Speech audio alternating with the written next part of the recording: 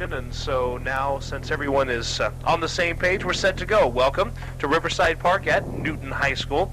It is the Newton Rams this afternoon, taking on the Tigers of Troup County High School. Game very important for the Newton Rams. Don't tell them this is an unimportant, out-of-region kind of game. Troup has beaten Newton 3 out of the last 4 meetings over the last 2 years. Rams have not forgotten that, and they will try to do a little avenging this afternoon from Riverside Park. My name is Kevin Holden. To my right, also here with us this evening and handling the play-by-play and color duties for this evening, Bill Dolan. Back with us again after the very busy baseball Saturday.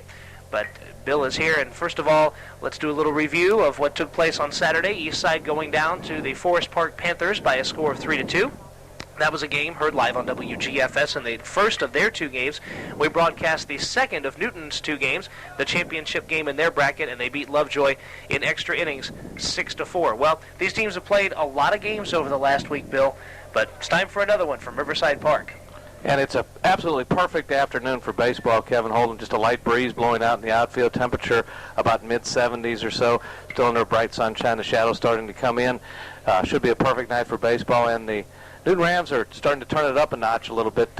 In that game Saturday, it sounded like they had going on all cylinders, and this afternoon Doyle Baker comes back after only 3 days rest after his fine outing last Thursday, and he will get the nod today on the mound for the Rams.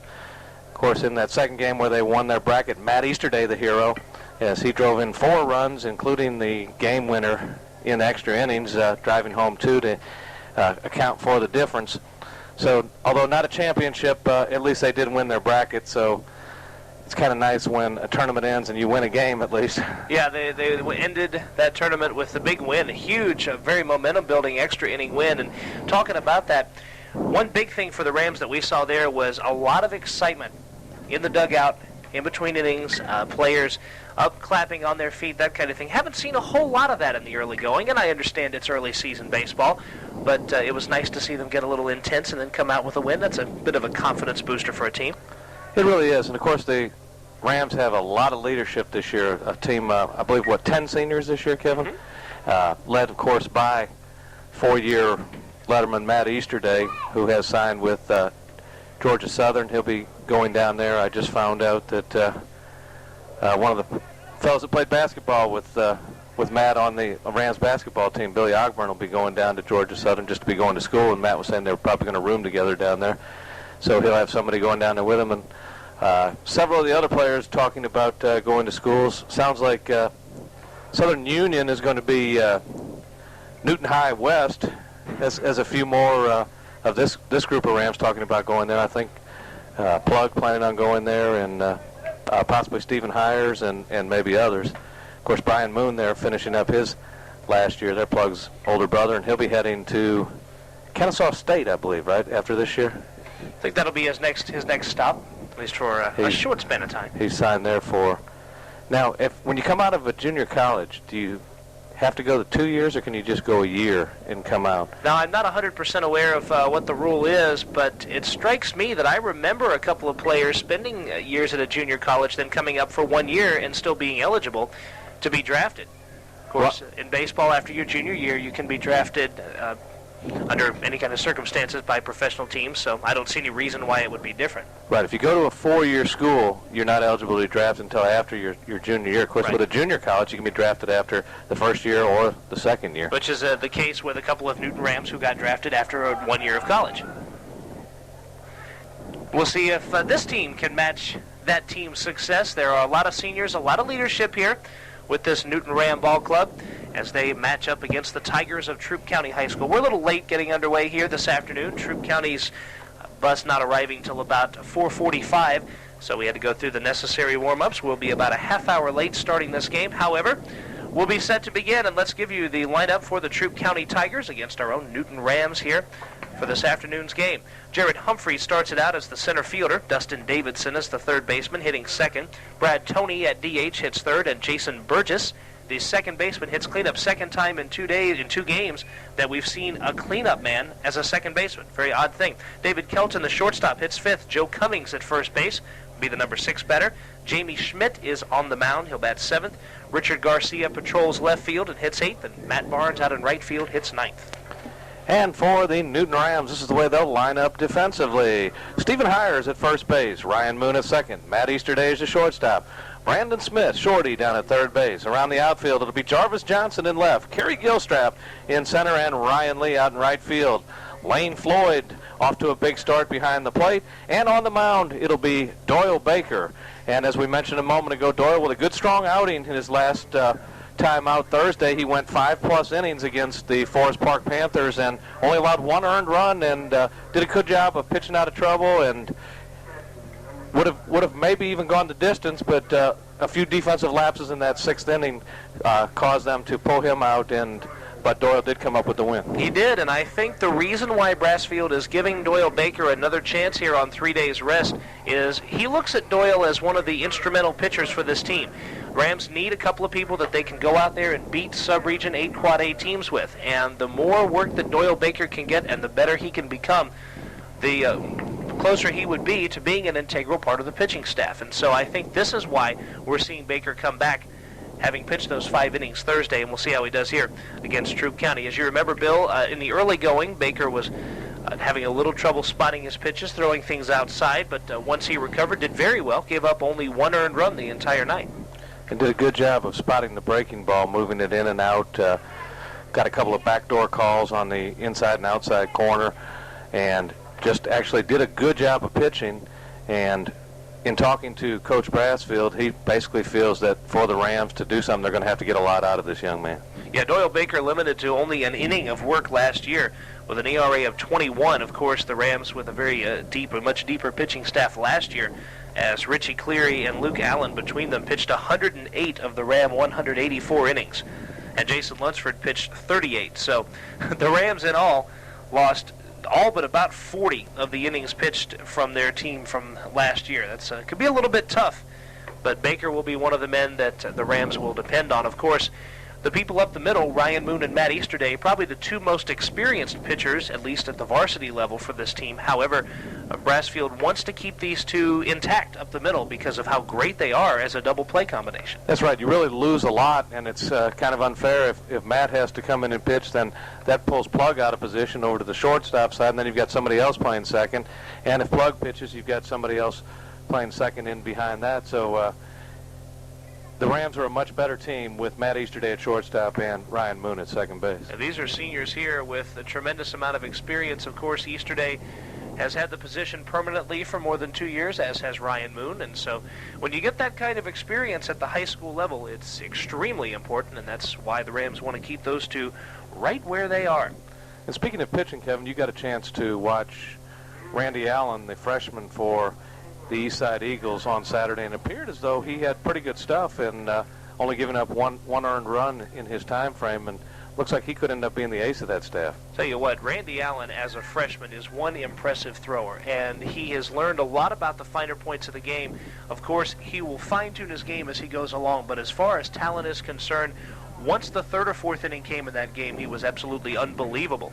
Jared Humphreys, first man up here for the Tigers, digs in and takes a strike on the inside corner. In fact, the stats from the 4th, 5th, and 6th innings for Allen: 8 strikeouts, 4 in 1 inning. 0-1 pitch, swing and a miss. Baker coming in, being aggressive early. It's 0-2. So far, good job with the first 2 pitches. Got the breaking ball to come in on the inside corner and then through the high away heat, and he has Humphreys on the ropes right here. 0-2 pitch on the way home. Inside, ball 1. Allen did not allow a hit after the 3rd inning. There was a single in the 3rd, and that was it. He walked a couple and struck out 8 in those last 3 innings. And that's only a freshman. They say he throws in the lower 80s. Swinging a high pop fly to left field. Jarvis Johnson going to drift over. Shy of the track, he's got it for the first out. That ball really carried a pretty long ways, Kevin, for what appeared to be just a pop-up. Jarvis kept going back, though. Rams have some great speed out in this outfield here. Jarvis Johnson in left and Carrie Gilstrap in center, and Ryan Lee can all go get it.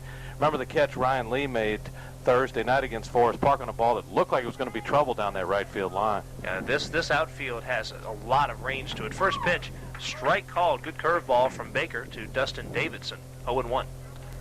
Doyle not messing around, coming right after these hitters and throwing strikes, and that's something he just has to do. Back-to-back lefties leading off the game here. There's a swing and a shallow pop fly. On comes Johnson in left field, but he can't make the catch. It's a base hit. Dustin Davidson will be at first with one down, and so starting out with back-to-back left-handed bats, Troup County gets one of them on base. Good pitch by Doyle Baker, and just kind of one of those bad luck things. Just a flare off the end of the bat and landed out there in between Matt Easterday and Jarvis Johnson. As soon as it was hit, you could tell there was no way anybody was going to be able to get it. But it was a good pitch by Doyle Baker, and like I said, just a tough break. Maybe the Rams can turn to and get out of this now. Baker takes a look at first. First pitch right down central, or right down Ram Drive for strike one. Talking about the speed in the outfield, Brassfield feels good enough with Gilstrap and Johnson in center and left respectively to interchange them. In fact, as the throw goes to first and the runner's back, Jarvis Johnson started the year as the Ram everyday center fielder. Gilstrap was in left. Now Gilstrap, with the athleticism, has moved to center, but Johnson no slouch in left field. No, he does a great job out there. In fact, he played a lot more left last year. High pop fly to left field. I don't think this one's going to stay fair, but it had some serious distance on it. It is a foul ball, and just eyeballing it from here in the press box, as that one was just out of play. That might have been out of here had that stayed fair. Had quite a bit of distance to it, and it was hit a mile high also. Doyle got away with a hanger there, I think. Brad Toney is the DH. He's the man who blasted that last ball. First righty that Baker has seen so far. Dustin Davidson over at first base, one down. Two-strike pitch, bounce toward Brandon Smith, can't make the play, it's into left for a base hit. Johnson on, and keeping that runner at second base. So Davidson will be at second and Toney at first with only one down, and now here comes the cleanup man, Jason Burgess. So Baker will get that experience pitching out of jams. That ball took kind of a strange hop on Shorty down there third. Looked like he was going to get it when it first came, and it just kind of veered away. I'll tell you what, Troup County has obviously a lot of respect for these Newton Ram arms, because that ball down the line pretty far out into the corner, and the runner did not attempt to take third against Jarvis Johnson. And so again, you're discussing a good fielder in left field, and Troup County very aware of that. Time is called.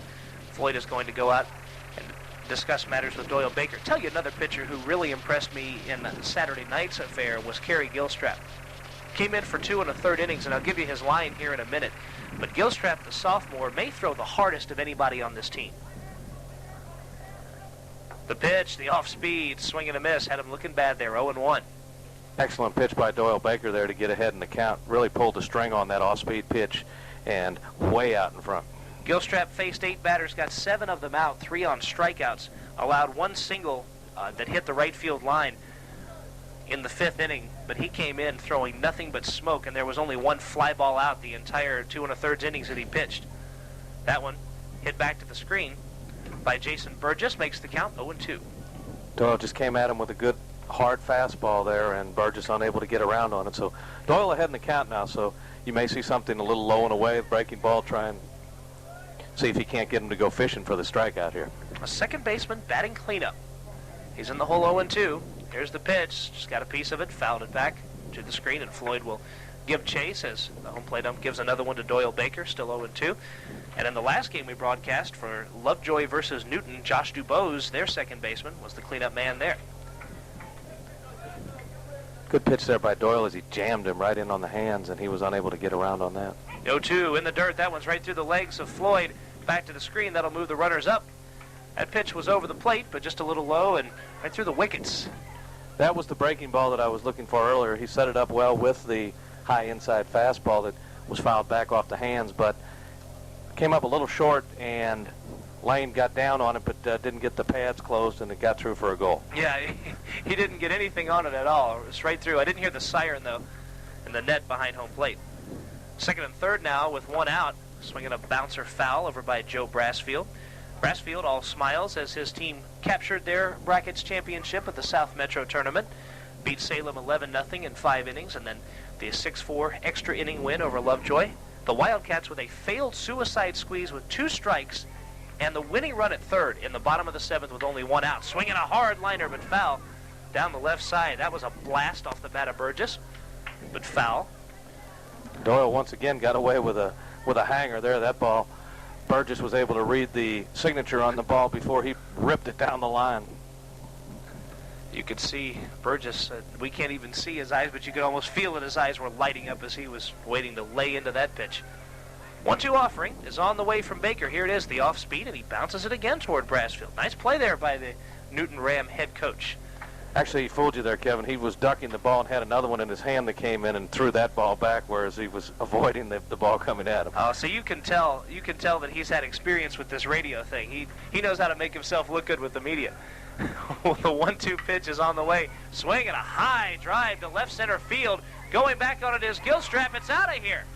That ball carried seriously off the bat of Jason Burgess, who literally went out and sort of met the pitch, didn't drive it very far, or at least we thought not. But that's a 3-run shot, and the flag isn't moving very much out there, but that ball just had tremendous carry as it went to left center. If anything, the flag looks like it's blowing the opposite way, but once it got up in the air, it just kept going, and you could tell for a minute it was going to be gone right out there at the almost to the edge of the center field fence there, so that's probably about 345 feet or so at the wall there, and it cleared it with plenty of room. And I thought he reached out to get that pitch. He certainly didn't get the best of that ball. David Kelton, the shortstop, takes a strike on the outside corner.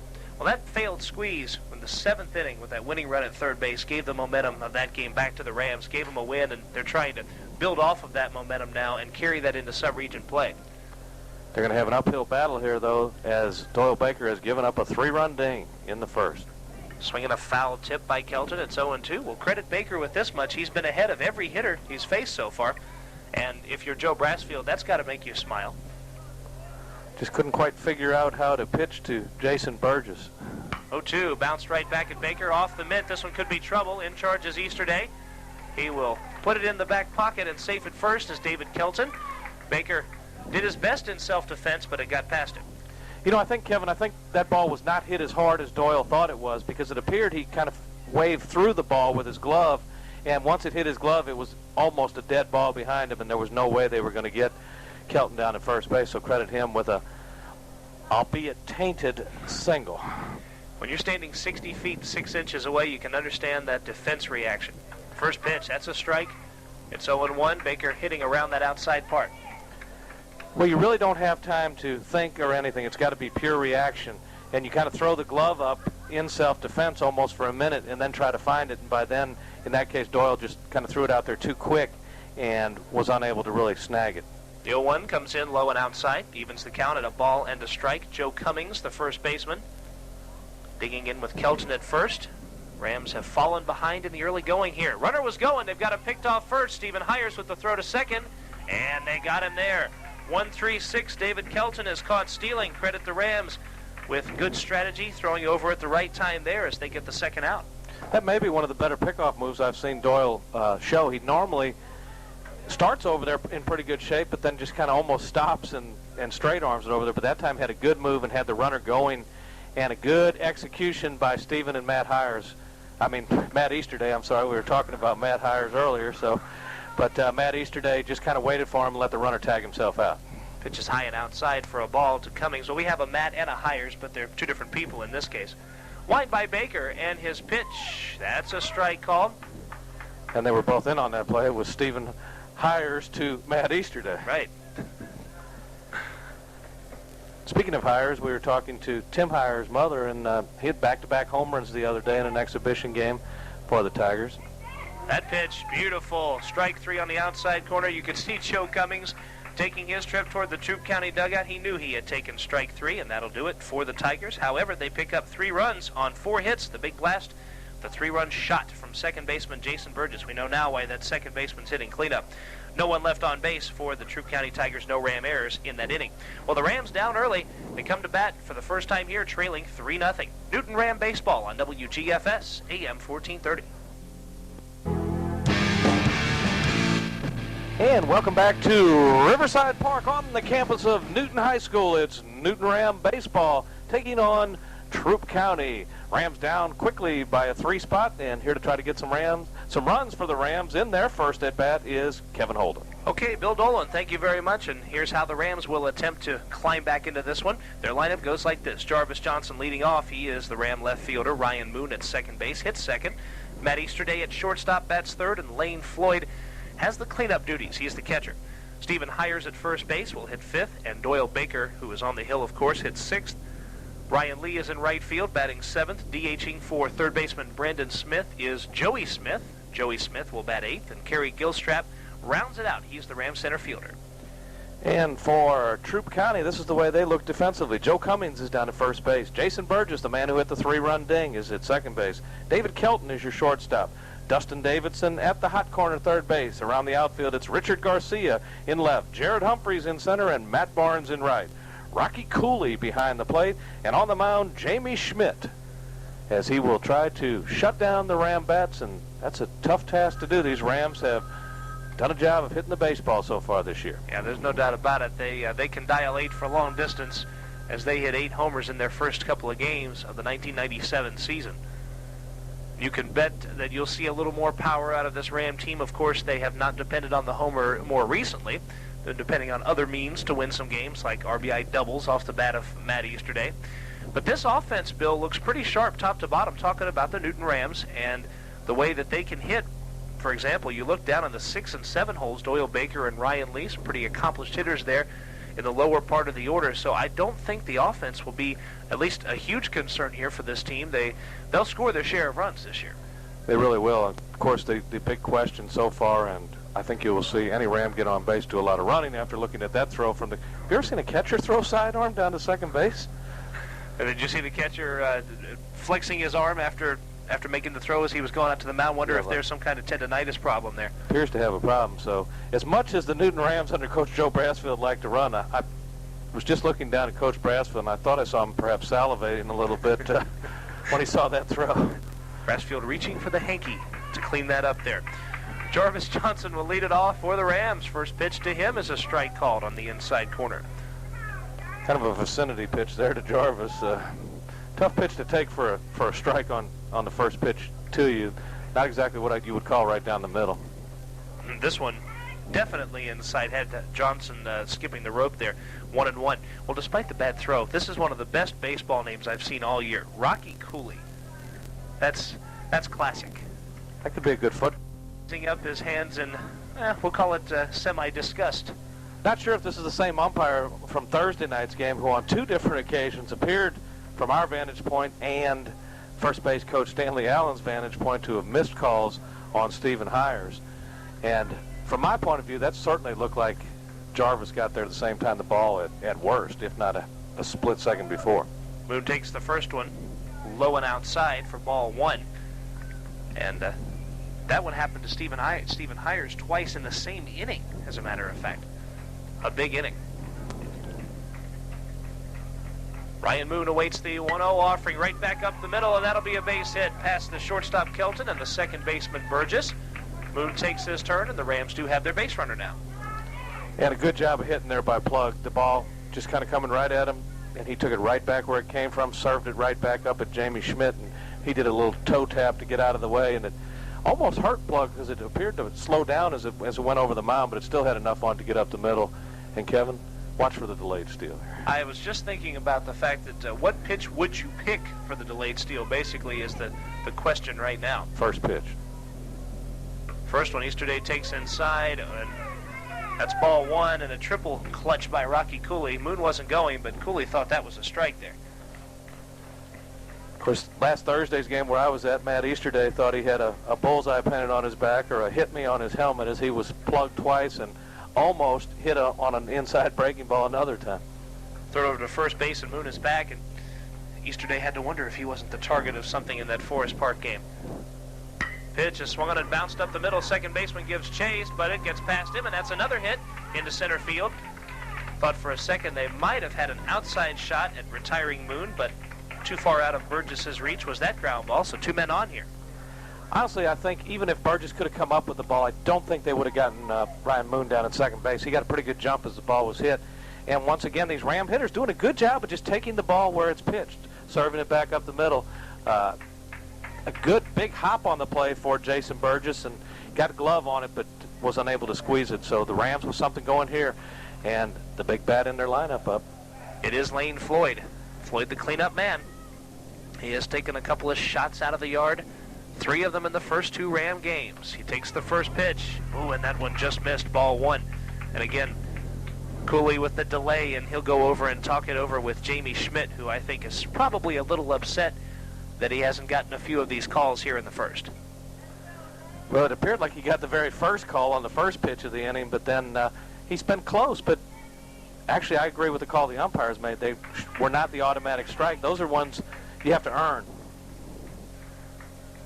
Let's see if he can earn it here with a 1-0 count. That one inside. That's definitely ball 2. Cooley tried to frame that, but his frame was off the plate. So, if anything, he got the umpire to call that one ball 2. Floyd last year, a .298 hitter.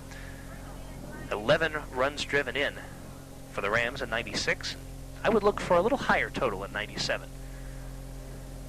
1-2 in the dirt. It gets away. Runners head for second and third. The throw down on a hop. Dustin Davidson smothering the ball. Runners advance to second and third. That could be ruled a wild pitch. And Bill, let me set something up for you here. For Troup County in the top of the first inning, the first man got out. Second and third men singled. On a wild pitch, they advanced to second and third. Then the 3-1 run home run. For the Rams in the bottom half of the first man got out. Ryan Moon singled. Matt Easterday singled. On the wild pitch, they've moved up. What do you think? Could it be deja vu all over again? If Yogi Berra were in the house, well, first of all, he'd thank the fans for making this night necessary, but he would be watching his position counterpart on the Rams, Lane Floyd.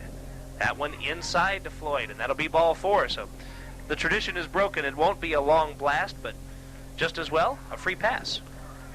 Now, if this were the wing-ding inning, and Stephen Hires would be batting now for what would be 100 hot wings, because a grand salami automatically goes to 100. And as the people know, we're going to be starting that up maybe as early as Wednesday, Kevin. We might be able to have a wing-ding inning. That would be nice. The Hard Luck Cafe wing-ding inning, chance to give you some hot wings. There's a swing and a fly ball foul down the right side, 0-1 by Hires. Somebody will win some hot wings this year from the Hard Luck Cafe.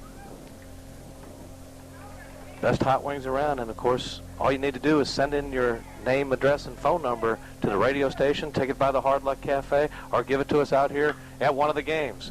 Swinging a grounder to third base. They'll come home, and he drops the ball. Safe at home is Ryan Moon, as Rocky Cooley had turned to make the throw to first and dropped the ball. It's 3-1 Tigers. That's a run scored.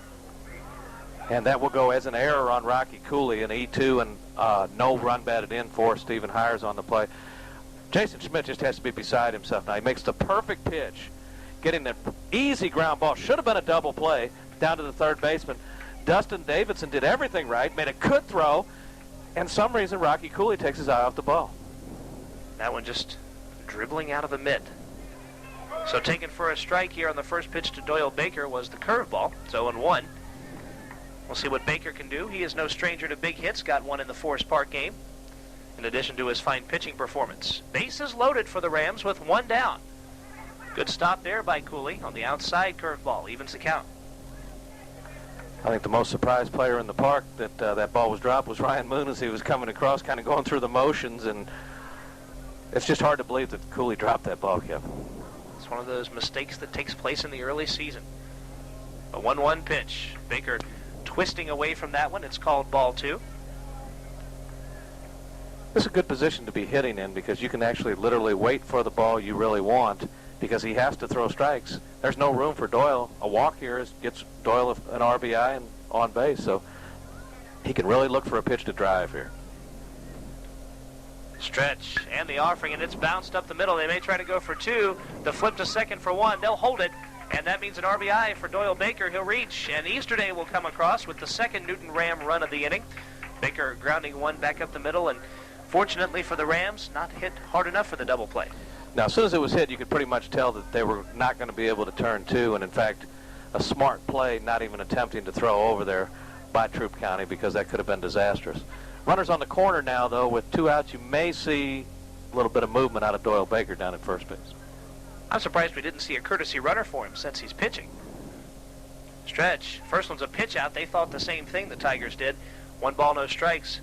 Cooley and Schmidt will again have a conference, and this will also bring in the second baseman, Jason Burgess. He, of course, has to have a smile at least inside after hitting the 3-run blast, but the Rams have made this a 1-run affair. Well, come to think of it, I think Thursday night Doyle ran a lot of his own bases, didn't he? At least from first down to second. We can most certainly check that. The stretch by Schmidt. He brings it home. Pitches, gets getting away from the catcher, and Baker will be down to second base as Cooley just completely lost track of where that ball was. It bounced up the first baseline, and he just never found it. He still hasn't found it. In fact, Jamie Schmidt had to come in and pick it up for him. So I think Jamie Schmidt's going to have a few words for Rocky Cooley. Cooley may be sitting on one end of the dugout when this half inning's over with. Yeah, Baker did run for himself twice, but he was lifted once for Shane Ballard after doubling. Now went back to the screen. The runner's going to try to come home. No throw, and we have a tie ball game. And the throw gets away from the pitcher, and Baker will stay put at third base. Lane Floyd comes in to make this thing a tie ball game, and now a 3-0 count to Lee, and all of a sudden now Troup County in trouble here in the bottom of the first. That pitch was not a horrible pitch. It certainly hit leather. You could hear it hit off the glove of Rocky Cooley. I've had kind of a little bit of a obstructed vision, but I really felt like he should have had it, Kevin. I think the official score is probably going to call that a pass ball. I would think so, and poor Cooley has just not had the best of first innings. 3 men have come across, and now the go-ahead run for the Rams is at third with 2 down. So any Newton Ram fans who had their early hopes squashed by the 3-run blast have to feel good now about the comeback of the Newton County team as they have tied this thing. And I believe all the runs are unearned, all 3. As a matter of fact, they are. The pitch to Lee, that's a strike, and that one got out of the mitt of Rocky Cooley. 3-1 the count. Maybe the umpire felt a little sorry for Jamie Schmidt because that ball appeared to be well inside to Ryan Lee. So Lee digs back in with that 3-1 count. Here's the pitch, swings, hits one deep to right field, but it'll be foul over by the Ram batting cage down the first base line. The count is full now, 3-2. It is 310 down the right field line here at Riverside Park. 360 to straightaway center and 320 feet down where we have a list of all the Newton Rams who are drafted in left field. Outside to Ryan Lee, and the catcher framed it. Lee with a wise choice there as he draws the base on balls, Bill. What he did was Lee waited to see if the umpire would call that ball 4 or strike 3. Of course, sometimes we've seen runners head to first base and then get punched out. It was a good move by Ryan Lee. Showed a little bit of thinking on his part, not trying to influence the umpire, show him up, because umpires do not like that. First pitch, a swing and a miss from Smith. That's Joey Smith. 0-1 to the DH, hitting for third baseman Brandon Smith.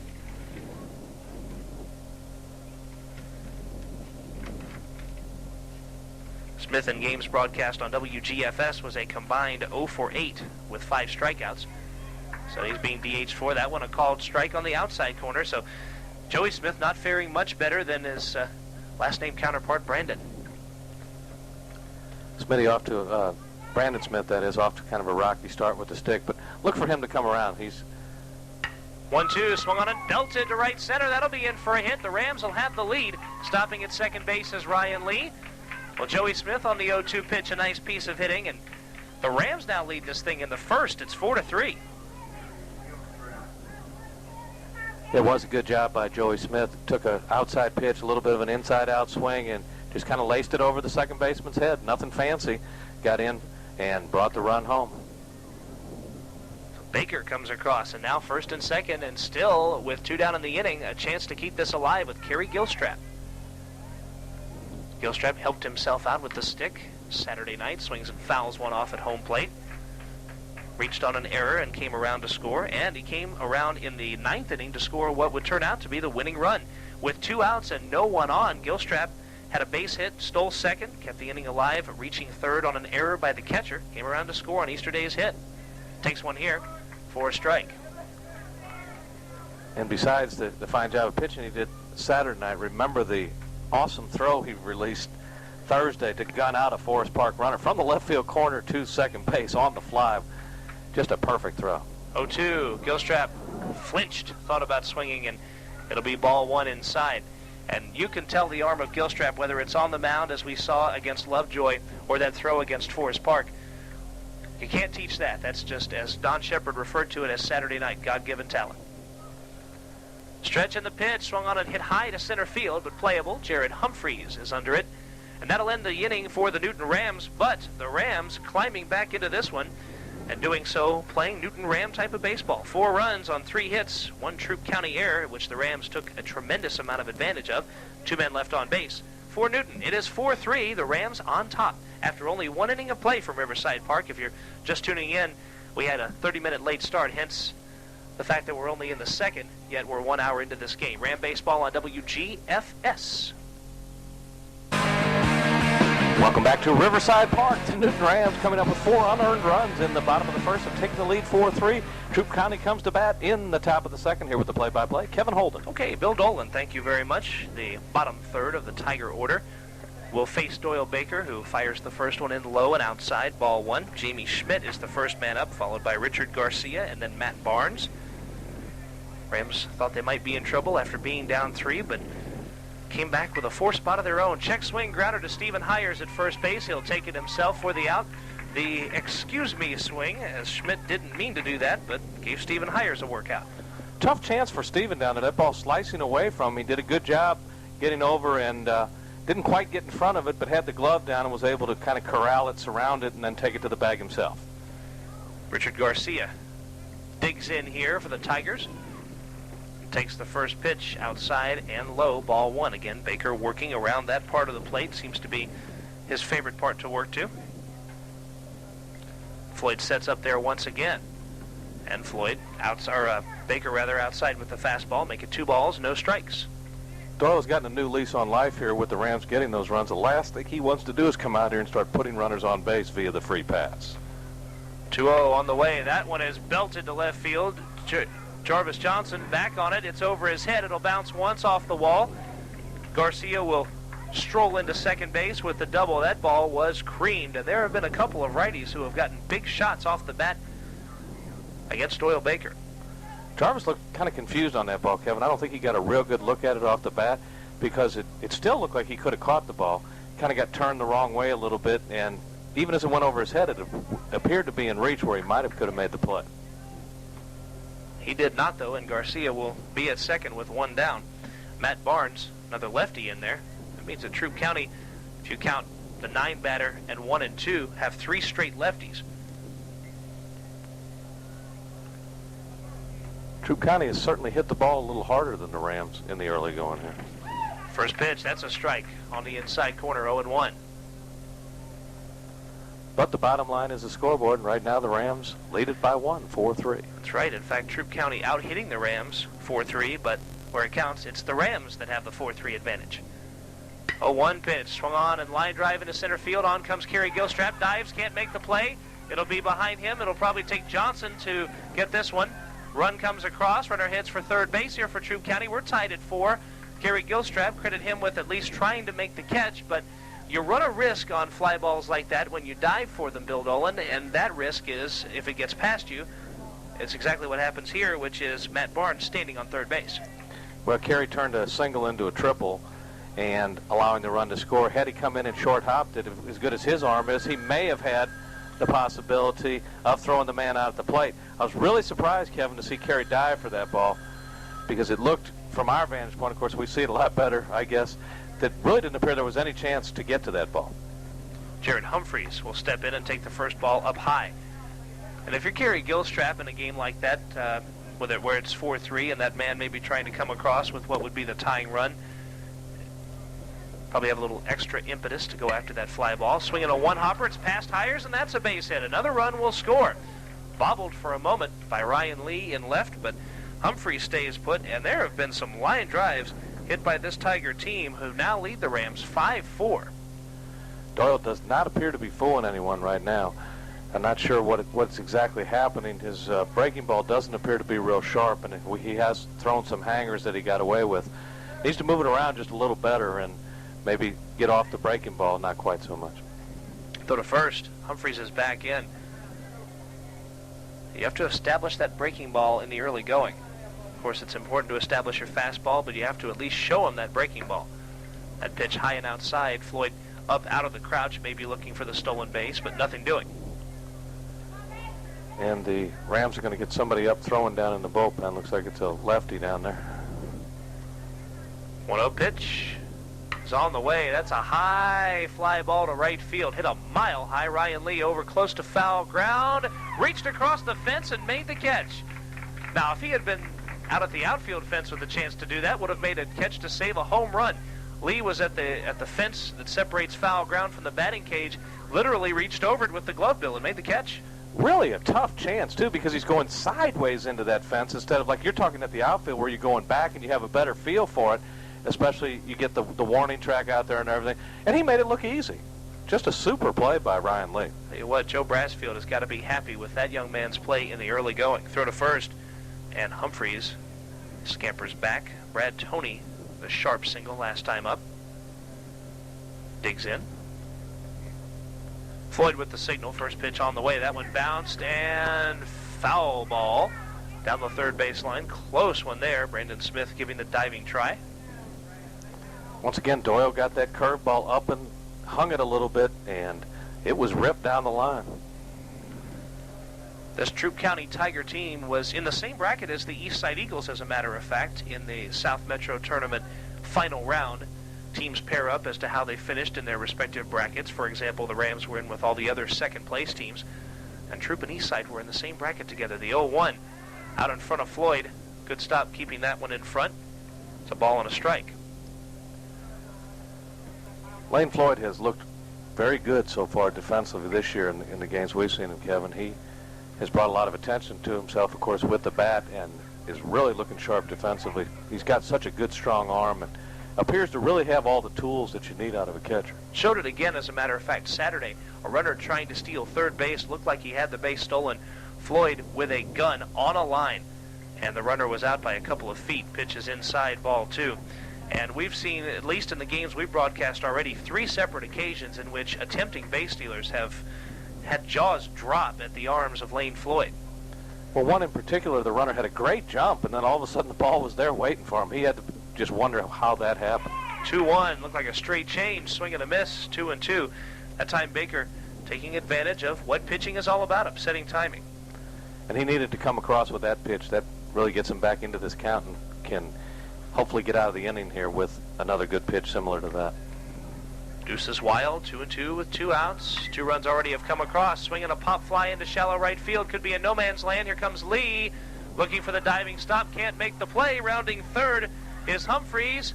He is going to score, and pulling into second base is Toney. That pitch just hit in that rough spot right behind second base. And in shallow right field, Moon was already out of position, taking the throw to second. Yeah, Plug was way in. If the runner hadn't been going, that would have been a routine pop fly for him. And there was just no way Ryan Lee, even with all the speed he's got, that he could get to that. And then it was really a bad break as it hit off of him and carried him back in towards the infield. The runner able to score all the way from first base, and then the other runner able to get down to second base. So tough break for the Rams. Catcher setting up outside. This swing and hard grounder. Good stop there by Brandon Smith at third base. Throws across in time. So the cleanup man, Burgess, who homered last time, is retired here, but Troup County puts 3 more across, and they do it on 4 hits. They left 1 man on base, no Ram errors. So it's back in Troup County's favor now. 6-4, the Tigers lead our Newton Rams as we go for the bottom half of inning number 2. We also go for a 60-second break. Ram baseball on WGFS AM 1430. 4-5. And welcome back to Riverside Park, Newton High baseball.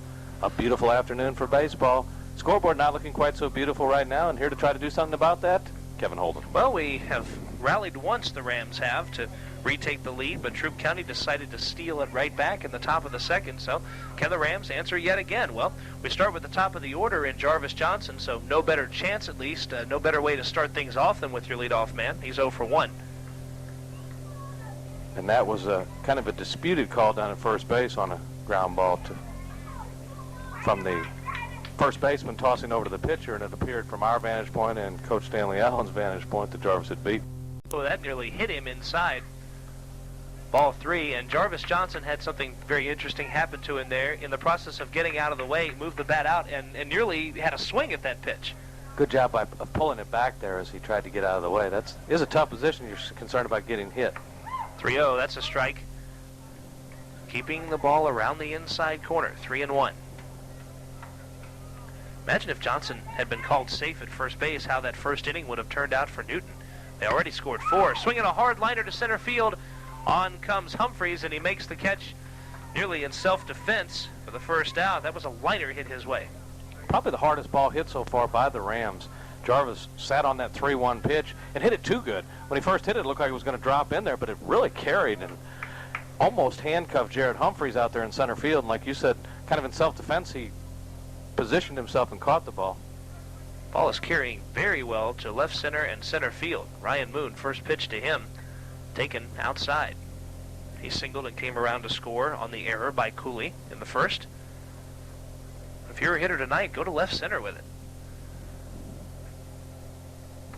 1-0, and that's a strike at the knees.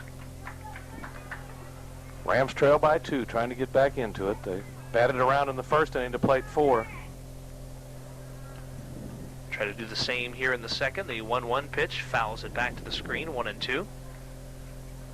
Plug appeared a little bit fooled on that pitch, got a really late swing and was just barely able to get a piece of it and foul it back to the backstop. Well, Bill, I can't wait to see some of these new opponents in Region 8 Quad A Division B. The Rams already have several new rivalries set to line up for the 97 season. Wind and the 1-2 pitch. Curveball had Moon ducking and almost caught that inside corner. Maybe the best curveball we've seen Jamie Schmidt throw. He really had Moon bailing out of there. And fortunately for Ryan, it was a little late in breaking and didn't get over the inside corner. So he has new life here. See what he can do with it. 2-2 pitch to him, swung on and bounced toward the shortstop. Kelton comes across, can't make the play. E6 as Ryan Moon will reach first base. The Rams will take those base runners any way they can get them. And Kelton that time did something you'll see a lot of young players do, Kevin. He tried to just slide across and catch it on the side of him. And as he did so, it kicked off his glove and went by him.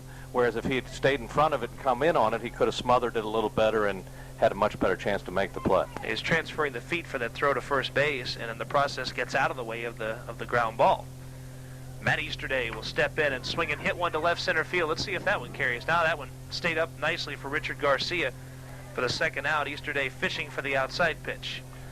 Normally you see that happen when a player tries to pull that outside pitch. He pretty much, it really sounded dead as it hit, like it got right on the end of the bat and just really didn't have any kind of carry, just kind of a high routine fly ball to Garcia out and left. So here's Floyd. Floyd came up with a couple of men on and drew a base on balls. Very important walk as that helped lead to that 4-run first inning. Now let's see what he can do with 2 down here in the second.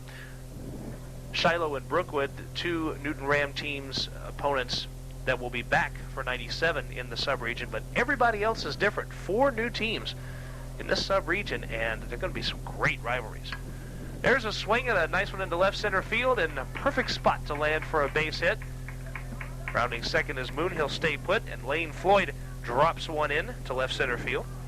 Kevin, that's twice this year we've seen Lane do that. Just kind of go with the pitch and hit it the other way. And that is the sign of a experienced, smart hitter. Not trying to do something with the ball. It would have been real easy for him to try to turn on that one, and he may have ended up with the same results Matt Easterday did. But he just served it and laid it right out to left field. The Rams with a 2-out rally going. Roderick Henderson will run for Floyd at first base.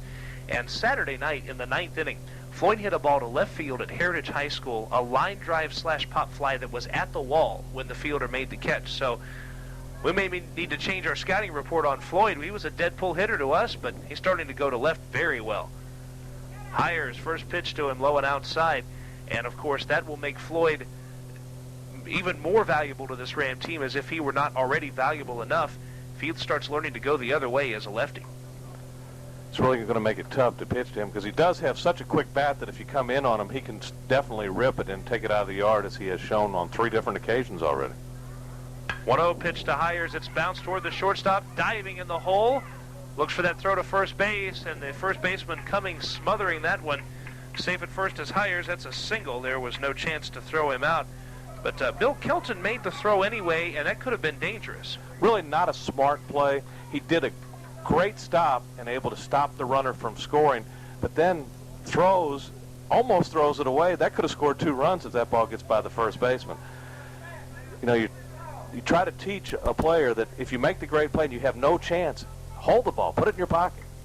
And were it not for Cummings' stop, that would have been up the right field line. Baker with a swing and a miss, going after the first Jamie Schmidt fastball, 0-1.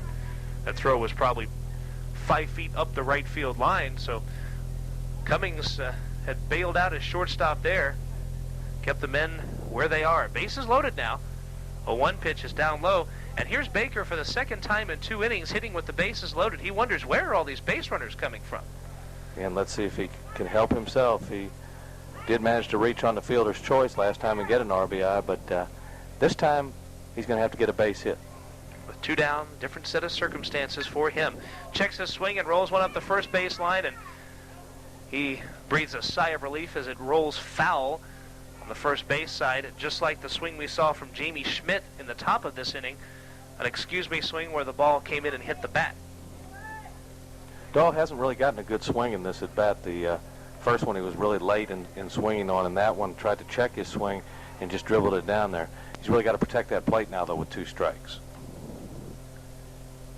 Moon away from third, Floyd from second, and Hires from first, and the 1-2 taken inside. Evens it up, 2 balls, 2 strikes. Rams in 97, and we'll get into this as the game goes along, have a couple of very talented teams that have moved into the sub-region. We lost Parkview, but a couple of very good teams coming in. A lot of talent once again. The 2-2 pitch. Just tapped it and got it over the screen foul. Keeps the count at 2-2. The Cedar Shoals Jaguars, a team that are tremendously talented and also perennially in the race. They move back to Quad A and into the Rams sub-region. Time is called. Cooley and Schmidt going to have a discussion. Also in this sub-region, Bill, the Duluth Wildcats. Now this is a team that challenged when several years ago when they were 11 and 12-year-olds for the state championship, and at that time were one of the most talented teams. They all stayed together as a core, and 6 years later they're now playing at the Quad A level. Watch for them to make some noise. 2-2 pitch. Swung on line down the third base line. Third baseman can't find it. He will, on the foot race to the bag, win it, as it was Roderick Henderson that he was racing down there, and Davidson just barely stepping on the bag just in time for out number 3. So for the Newton Rams, no runs, 2 hits, 1 error, but they could not take advantage as they left 3 men on base. So after 2 innings, 6-4, the Troup County Tigers lead the Rams, and it is Ram baseball on WGFS AM 1430. And welcome back to Newton High School in Covington, Georgia. It's Riverside Park. It's Newton Ram baseball. Rams still trail by a deuce. Here to tell you about it as we head to the top of the third, Kevin Holden. Okay, Bill Dolan, we thank you. And as we head to inning number 3, David Kelton leads it off against Doyle Baker. Baker's first offering is outside. Kelton singled and was caught stealing in the first. Be followed by Joe Cummings and then Jamie Schmidt. Outside ball 2. Thinking about that Pittsburgh Pirate pitcher, Jason Schmidt, who used to play for the Braves and should be one of the aces of a kind of shaky Pirates team in 97. Wind. Baker brings home the 2-0. That one just missing ball 3. In fact, Jamie Schmidt probably could pitch for the Pirates up here from Troup County. So Baker having some trouble throwing strikes here to start the third. Here comes the 3-0 offering. High ball 4. And that's the first walk, Bill, for Baker, which is a good sign for him, but unfortunately, now that he's issued his first free pass, it's kind of been a bad situation. Well, it's something he really can't afford to do, especially in today's game where he's getting some ropes hit off of him. You don't want to put somebody on there that's going to stroll down and score easily, and once again, somebody getting up quickly down in the Ram bullpen. That's a lefty. I'm wondering, would they be coming back with Peck already so quick? Joe Cummings, first man up, takes one. Peck is the only left-hander I think the Rams have. And it is number 14, Dustin Peck, who is warming up. He pitched against Salem Saturday. He went the whole distance, didn't he, going 5 full innings? I'll tell you about that in a second. First, a swing and a line drive to left field. That's a base hit. Runner taking the wide turnaround second base. That was a rope into left. And 2 men on with no one out for the Tigers. If I'm not mistaken, Peck did go the entire way against Salem High School. I think we're about to have a delivery here to the press box. As a matter of fact, we are. These are some fine cookies from the folks downstairs at the concession stand, which you need to drop by the way, if you head to Riverside Park. These cookies, absolutely tantalizing, Bill. We made the mistake of leaving the press box window open. Wow. We should take about a 10-minute break and just dig into these cookies. They do smell good, Kevin. Of course, while the whole time they were cooking down there was, what a smell. And it just radiates through the whole ballpark. And Anybody around the press box area, around the concession stand area, which is at the lower level of the press box, can smell those cookies. Well, Joe Brassfield and Doyle Baker have been having a heart-to-heart out there with 2 on and no one out. Doyle really struggling. His first base on balls to lead off this inning, but they've been hitting some ropes off of him. He's just not getting the movement on the ball like we saw him get the other night when he pitched. And now Jamie Schmidt looking for the bunt, lays it up the third baseline, and a beauty. Lane Floyd is going to let that roll foul at the absolute last second.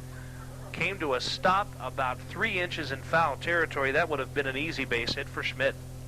Just an excellent bunt by Schmidt, and bad luck for him that it did trickle foul, because not only would he have gotten what would have been the sacrifice, but instead it would have gone as a base hit, as he would have easily legged that out. So now after Schmidt and Garcia and Matt Barnes, those are the next 3, 2 for 3. Last inning. 0-1 the count. I think he went after that one, a curveball outside, and he swung at a pitch probably a foot outside. Thought about checking his swing, but did not stop in time. And you could tell he was really angry with himself with the practice swing he took there. He really helped out Doyle Baker. That ball nowhere near the strike zone. Now you got a frustrated Schmidt. What do you do with him here? 0-2. Stretch and pitch. It hit him on the shoulder. It was an inside pitch, and Schmidt with as much as anything else leaning into the pitch and getting hit. Floyd had set up inside, and that hurts. Well, I'd almost argue that a little bit, that hit batsman, because it did appear that Schmidt leaned into it. Didn't make any kind of effort to get out of the way, kind of leaned into it. I don't believe he was doing it on purpose, and it looks like that's going to be it for Doyle Baker. And Baker did a good job of getting ahead 0-2 to Schmidt, but just brought that one inside and through no fault of his own. Hit that one to load the bases, and Dustin Peck will be in to relieve Baker, who pitched a short 2 innings. And how about an extra long timeout while we take care of some concession stand cookies? We'll be back after this break. Newton Ram Baseball on WGFS AM 1430. At Coast 4-2-1. Welcome back to Riverside Park. Dustin Peck takes the mound and a swing and a miss on his first pitch to Richard Garcia. It's 0-1. Kevin Holden, Bill Dolan bringing you Newton Ram Baseball this afternoon. Unfortunately, not good news on the scoreboard so far. 6-4. There's a swing and a miss. Garcia fooled by the lefty. 0-2. Big batter here for Peck. If he can get Garcia to strike out, they can perhaps get out of this inning with minimal and perhaps no damage. Baker pitching 2 innings. As the 0-2 sails outside ball 1. He faced 16 men and has given up 6 runs in only 2 innings so far. All 3 men on base are his responsibility. He walked 1, hit 1, and struck out 1. Swing and a miss. Huge out for the Rams as they get Richard Garcia and Dustin Peck keeping the ball around the outside part of the plate and doing a very good job there. I heard Dustin Peck referred to as similar to a Jason Lunsford style, but with a little more zip on his fastball. That curveball is low and had very good break on it to Matt Barnes. It's 1 ball, no strikes, and I like what I saw out of that curveball, even though he didn't get it over the plate. It's good off-speed maneuvering there. 1 down, bases loaded, but your double play is now a possibility. Strike called outside corner. It's 1-1. Rams playing in at the corners at third and first. They'll probably come home on the ground ball, and up the middle they're looking for the old wholesaler that way. That pitch missing low. 2 balls, 1 strike to Barnes. Interesting note about Carrie Gilstrap, who was throwing so hard. He was throwing almost nothing but strikes. That's one of the very important things, especially in high school ball.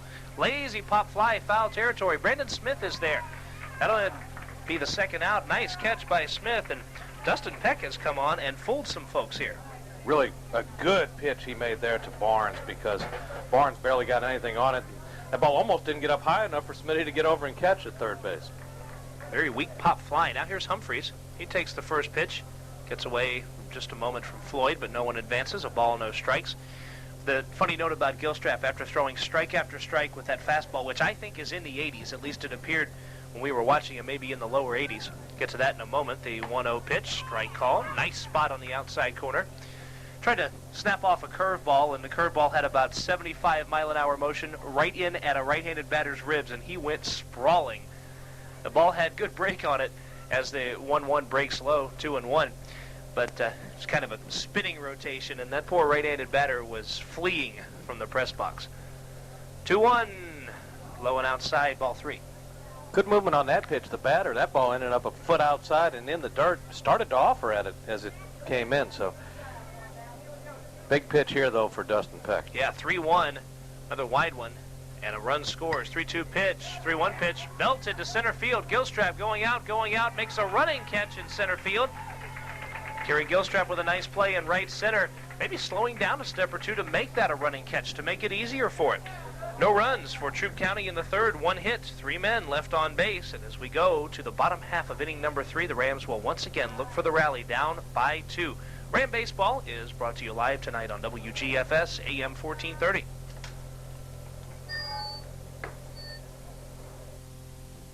If you're age 60 or better, Newton Federal has... And welcome back to Newton High School. Dustin Peck with a great job of pitching out of a jam in the top of the third. And we're in the bottom of the third now as the Rams see if they can get the equalizer. Here to tell you about it, Kevin Holden. Bill Dolan, we thank you very much. Ryan Lee, the first man up. See what he can do here. Swinging a high pop fly to center field. Humphreys going back on it. Still drifting back, and he is at the warning track to make the catch. Ryan Lee gives the ball about a 350-foot ride, and in addition to the great defense, look at the bat of the young man. He hit that ball a ton high. If that ball's anything but quite that high, or if it's pulled a little bit to left center, that ball's out of here. People putting charges into balls out there. We're using that Major League juiced ball here this afternoon. Is that what's going on? Joey Smith, strike 1 to him, taking it on the outside corner. Look at some home run totals from the major leagues, and you'll wonder if they're using the ball we're using here this afternoon. Smith singled his first time. Swings at this one, hits it high in the air to right field. It will be the ball of Matt Barnes. Parks himself under it and takes it for the second out. And now here's Carrie Gilstrap, who hit his own pop fly to Humphreys back in the first. Rams left the bases loaded last inning. Trail by 2. We hope that leaving those 3 big men on base doesn't haunt them. They've left 5 already in 2 innings.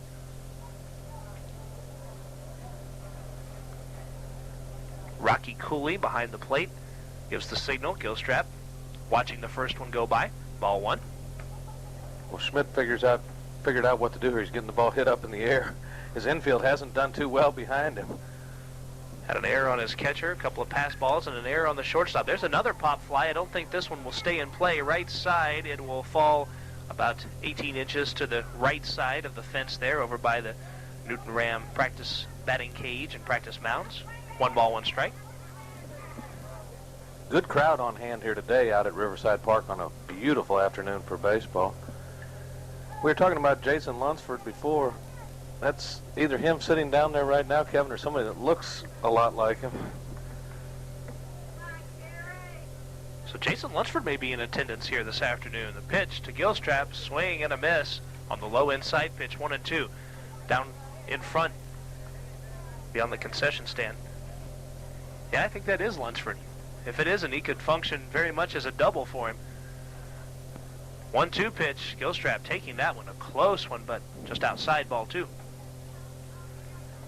Carrie is no stranger to these situations. He had a 2-out, no one on situation in the 9th inning. Last game the Rams played, when he singled and came around to score the run that put the Rams ahead to stay. The wind, the 2-2 on the way. Sophomore takes it inside. Full count. Kind of surprised that Carrie looked back at the umpire so quick. That ball well off the plate and down low, and he looked back at him like, please don't call it a strike.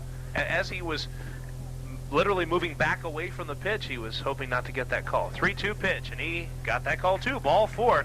This one much closer, and Carrie didn't look back, probably because he didn't want to see what he thought might happen. Well, I fully expected to see that right hand of the umpire go up in the air on that one. I don't know how you can take that pitch with 2 strikes, but Carrie's at first base, so I guess he knew what he was doing. He is, as they say, the man at first with 2 out. Now Jarvis Johnson have a chance to try to keep this thing alive. First pitch in the dirt, this time Cooley with the stop. He's gotten over that disastrous first inning that he had. Cooley has looked much better since then. Actually, all of the runs unearned. The Rams have yet to plate an earned run off of Schmidt, and he has settled down, pitched out of a jam in the second inning also. Runners going. Johnson swinging on the hit and run. Base hit into right field. That'll put Gilstrap at third base. Johnson taking the turn, awaiting the throw, which is cut off, so he'll stay at first. The hit and run works to perfection. That would have been a base hit anyway. It was just past the first baseman Cummings, but Jarvis Johnson with the line drive hit.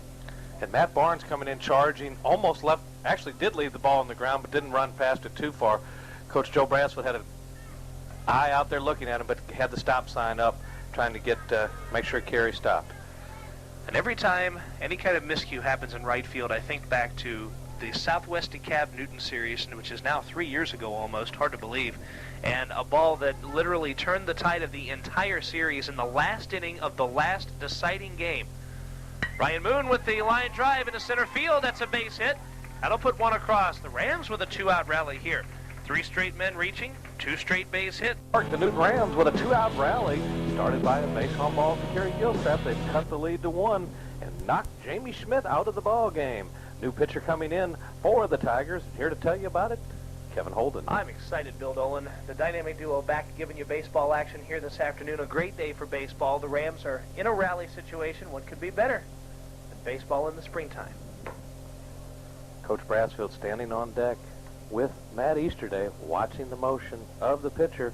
And who is it on the mound for the Tigers, Kevin? It's Jason Burgess, who was at second base and, of course, hit the big 3-run blast in the first inning. He comes in relieving Jamie Schmidt, who went 2 2/3 innings, facing a total of 20 batters. He has so far given up 5 runs. The 2 men on base belong to him. He gave up a total of 7 hits. Schmidt walked 3 and did not strike out a batter. Rams hitting some line drives off of him, especially here in this 3rd inning. Back-to-back shots off the bats of Jarvis Johnson and Ryan Moon, driving him out of this game. So we'll see what Burgess can do with Matt Easterday, 2 men on. Talk about someone who's developed into a great clutch hitter. Matt Easterday came up with a huge hit in the 9th. Saturday, he's come up with other big hits for this team. He can do it. Matt, a player that does it all, and of course he's developed into a smooth fielding shortstop. Burgess came in sidearm with the first offering. Outside, though, ball 1. Easterday 1 for 2. And of course you heard us talk about Matt on the basketball broadcast. He was the leading scorer for the Rams basketball team, averaging over 17 points a game. 1-0 offering. That one missing up high. So a 2-0 count here to the Rams shortstop. On deck, Lane Floyd, who's had a perfect afternoon. Burgess doesn't want to get to him with the sacks jammed. Runners again take their leads. 1-1 pitch, swings and fouls it down the first base side. And Jason Burgess reached back for something extra with the fastball there. And Matt felt like he had a pitch to hit and just didn't get around on, a little disgusted with himself there. Lights on at Riverside Park as we're in the dusk era of the evening. 2-1, the outside curveball taken, and Cooley dives out to make the stop. It's 3-1 to the Rams shortstop. And of course, this game only in the 3rd inning because we began a half hour late. Troup County, quite a journey, and I have a feeling there was probably a little traffic between there and here. Usually is. Runner was going to third base, and the pitcher stepping off, and the throw to third base. They're going to tag him out there for out number 3. Jarvis Johnson getting caught off second base. Jason Burgess wheeling around to throw just as Johnson was there. Horrible luck if you're in the position of the Rams, but he's caught stealing.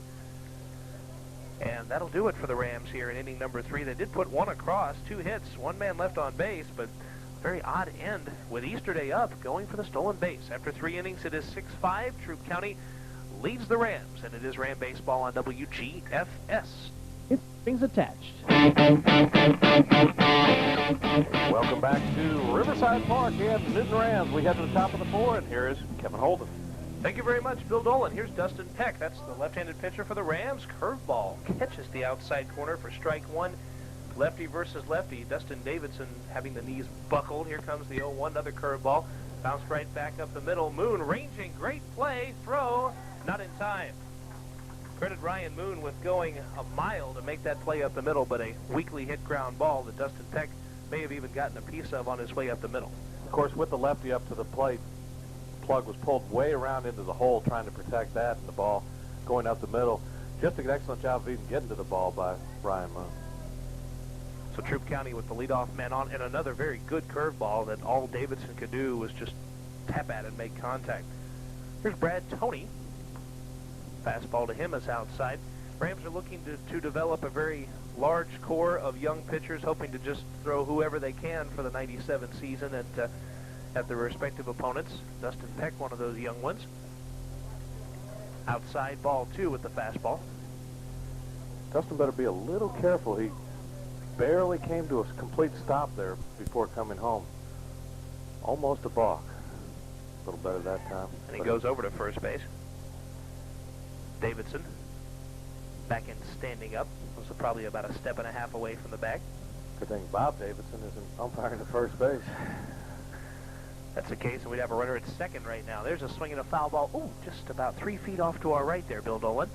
Someone fouls it right behind home plate. Maybe we'll have a chance at one. I don't know. This is a tough place to get the foul ball. We came real close at Salem. A couple of different times on the same hitter, if I remember right. Pitch outside, 3-1.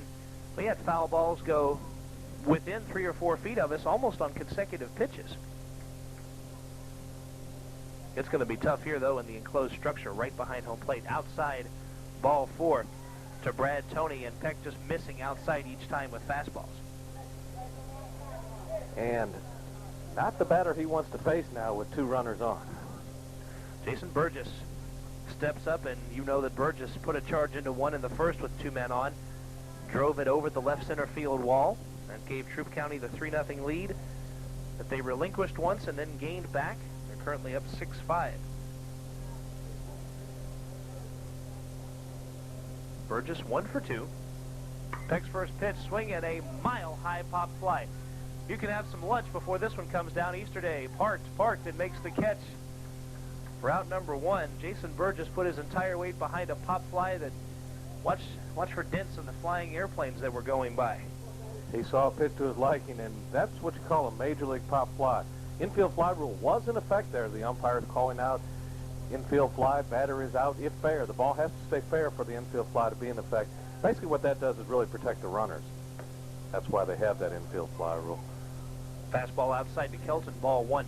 They're protecting the runners. By that you mean, of course, that if the ball could drop, you could get 2 outs on a play on an infield fly. 1-0. Strike called on the outside corner, 1-1. We send Bill Dolan home to read the rule book and give us that update each time out. Dustin Peck with a good fastball from a lefty. And that time the off speed, and that's driven to right center field. It'll be in for a base hit. May roll all the way to the wall. 1 run will score.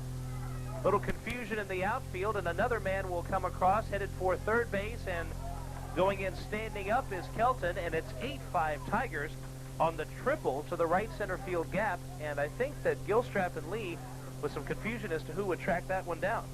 That ball rolled all the way to the Hard Luck Cafe sign. In fact, we don't normally like to see the other teams hitting it off the Hard Luck sign, but right at the base of it, it came to rest. And like you said, a little misconfusion among the outfielders there.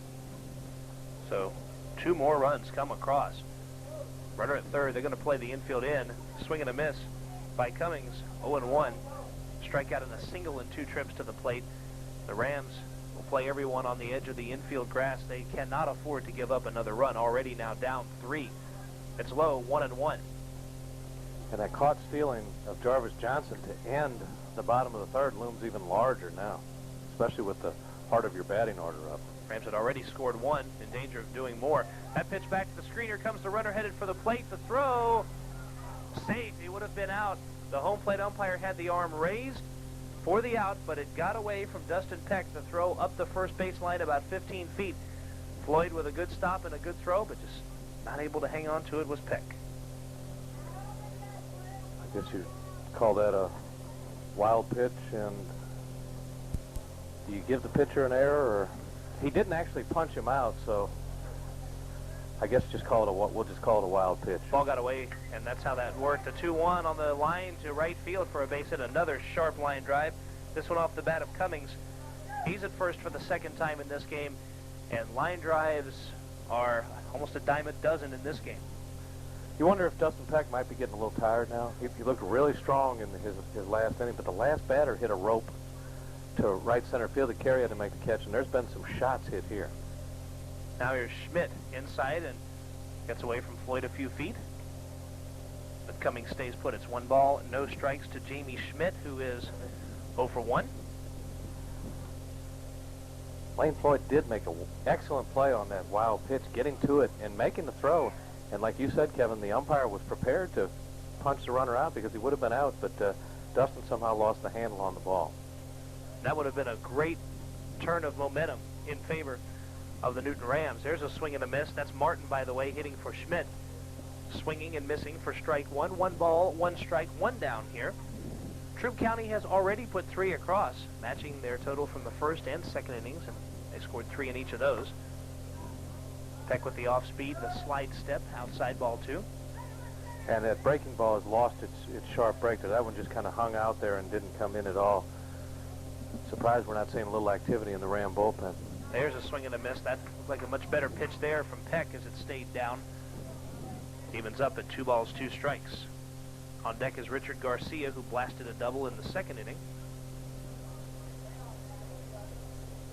Takes a look at the runner at first, does Peck. This pitch fouled back, headed back this way. Floyd runs out of room as it will fall down the first base side over by the bleachers, which are populated by some Troup County fans who brought a pretty good contingency to the game today.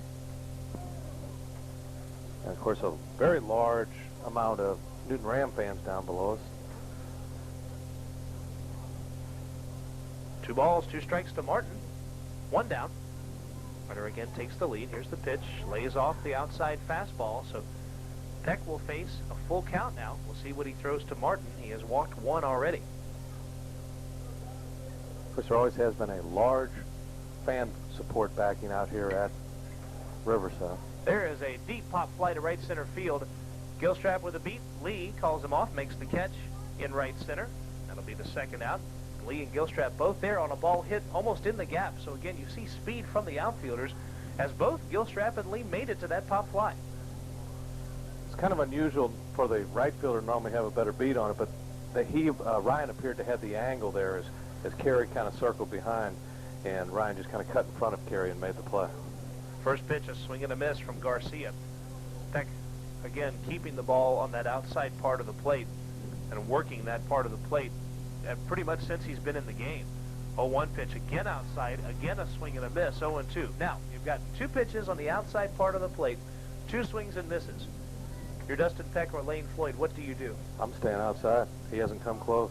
They did. They went a couple of feet off the plate outside. Garcia was not biting there. 1 ball, 2 strikes. To me, where you would make the mistake is maybe try to fool and come inside, and he turns on it. They go back out with the off speed and a swing and a miss. They got him. Strikeout number 2 for Peck since he's come into the game, but a rough 4th inning for the Newton Rams as the Tigers put across 3 more on 3 hits. They left a man on base, no Newton Ram errors. Bill Dolan takes the microphone and gives you play-by-play when we come back. Newton Ram baseball right here on WGFS AM 1430. And we're back from Riverside Park at Newton High School. Kind of a gross afternoon so far if you're looking at the scoreboard where it's 9-5. No, we're not in Colorado. We're in Newton County, Georgia. And we're here with Bill Dolan, who brings you play-by-play. Thank you very much, Kevin Holden. We head to the bottom of the 4th inning. The Rams will send up the 3, 4, and 5 hitters in their lineup. Matt Easterday, who was at bat when Jarvis Johnson was picked off second base. He'll be followed by Lane Floyd and then junior hires. If anybody gets on, let's see, I guess it'll be Dustin Peck, the pitcher. Easterday leads it off. Here's the first pitch, and it's a ball upstairs on the fastball from Jason Burgess. And this is the official now first batter that Burgess has faced. He picked off the runner to end the inning, so without getting it out at the plate, he got out of that jam in the 3rd. On the wind, here's the pitch to Easterday, down low and in the dirt, 2-0. By the way, you can close the book on Jamie Schmidt, 2 2/3 innings, 5 runs, 1 earned on 7 hits. He walked 3, did not strike out a man. Easterday waits for the 2-0. Here it is, and it's a strike called, and that was a pretty good-looking fastball that time by Jason Burgess. It looks like Burgess doesn't reach back for everything except for some rare occasions, but when he does, he can bring it. Easterday waves the war club. Burgess has his sign. Here's the pitch to Matt. Swinging a dribbler down the first baseline. It's smothered by Joe Cummings, and he'll take it to the bag himself, and Easterday's retired. Cummings was playing a few steps closer to the line, so not a very tough play for the Tiger first baseman, as he was, like I said, just a few steps from the chalk there, and just smothered the ball for out number 1. That'll bring Lane Floyd to the dish. Lane perfect on the evening. He walked his first time and had a base hit as he served one to left his second time up. His first time to face Jason Burgess. Burgess goes into the line and brings it home. Lane with a drive to left field, but it's going to hang up, and Garcia corrals it and brings it in. That's going to be out number 2. Well, Bill, whatever wind that Troup County brought with them that was blowing out toward left center, whatever carry they had brought with them, looks like it's gone away, because Floyd put a pretty decent charge into that ball, but not much carry on that at all. Maybe as the sun has gone down, it's gone away. Well, if you look out at Old Glory in dead away center field here at Riverside Park, absolutely no movement whatsoever. Stephen Hires comes to the plate now with 2 outs, and the Rams will have to try to forge a 2-out rally here. Here's Burgess' first pitch to Stephen, and it's a strike called in the general vicinity of the other side of the county. The liberal call there by the home plate umpire, and heard a couple of jeers from the Newton fans on that one. 0-1 to Stephen Hires. Here's a pitch from Burgess. Breaking ball, that's a beauty. That's a called strike. 0-2 now, and Stephen quickly in the hole. Burgess doing a good job there, varying things up. Fastball first pitch, the sidearm breaking ball with the second pitch, so Hires really in a hole here. Has to protect that plate. Here comes the 0-2 to Stephen. Swing and a miss as he couldn't catch up with the Old Express. And that's going to be easy for Jason Burgess here in the bottom of the 4th inning as the Rams go 3 up and 3 down. We head now to the top of the 5th inning. Your score is Troup County 9 and Newton 5. This is exciting Newton baseball on WGFS AM 1430.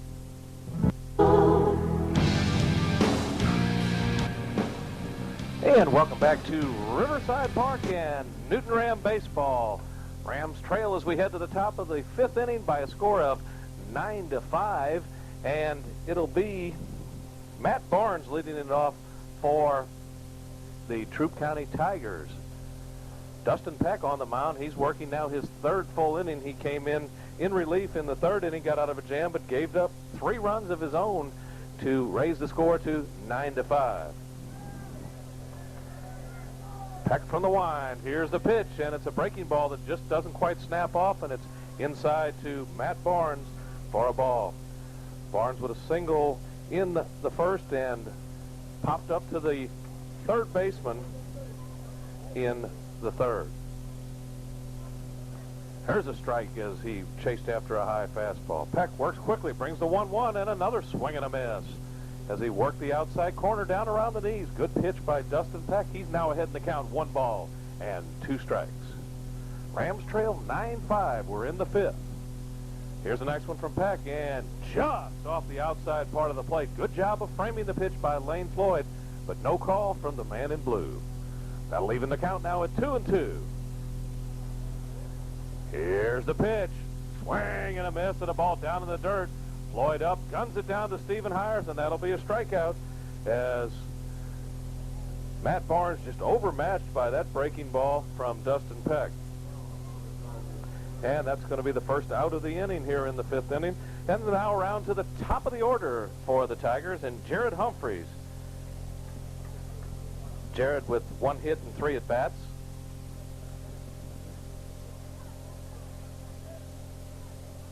And Peck brings the first one to him, a breaking ball that once again stays up high and inside as it fails to snap off. 1 ball, no strikes. 1 away here in the top of the 5th. Here's the next offering from Peck, and bunted but fouled back to the screen by Humphreys. Brandon Smith back deep at 3rd base. Good idea by Humphreys, but didn't get the bat quite out in front of it enough, and it hit off the top of it and went back to the backstop.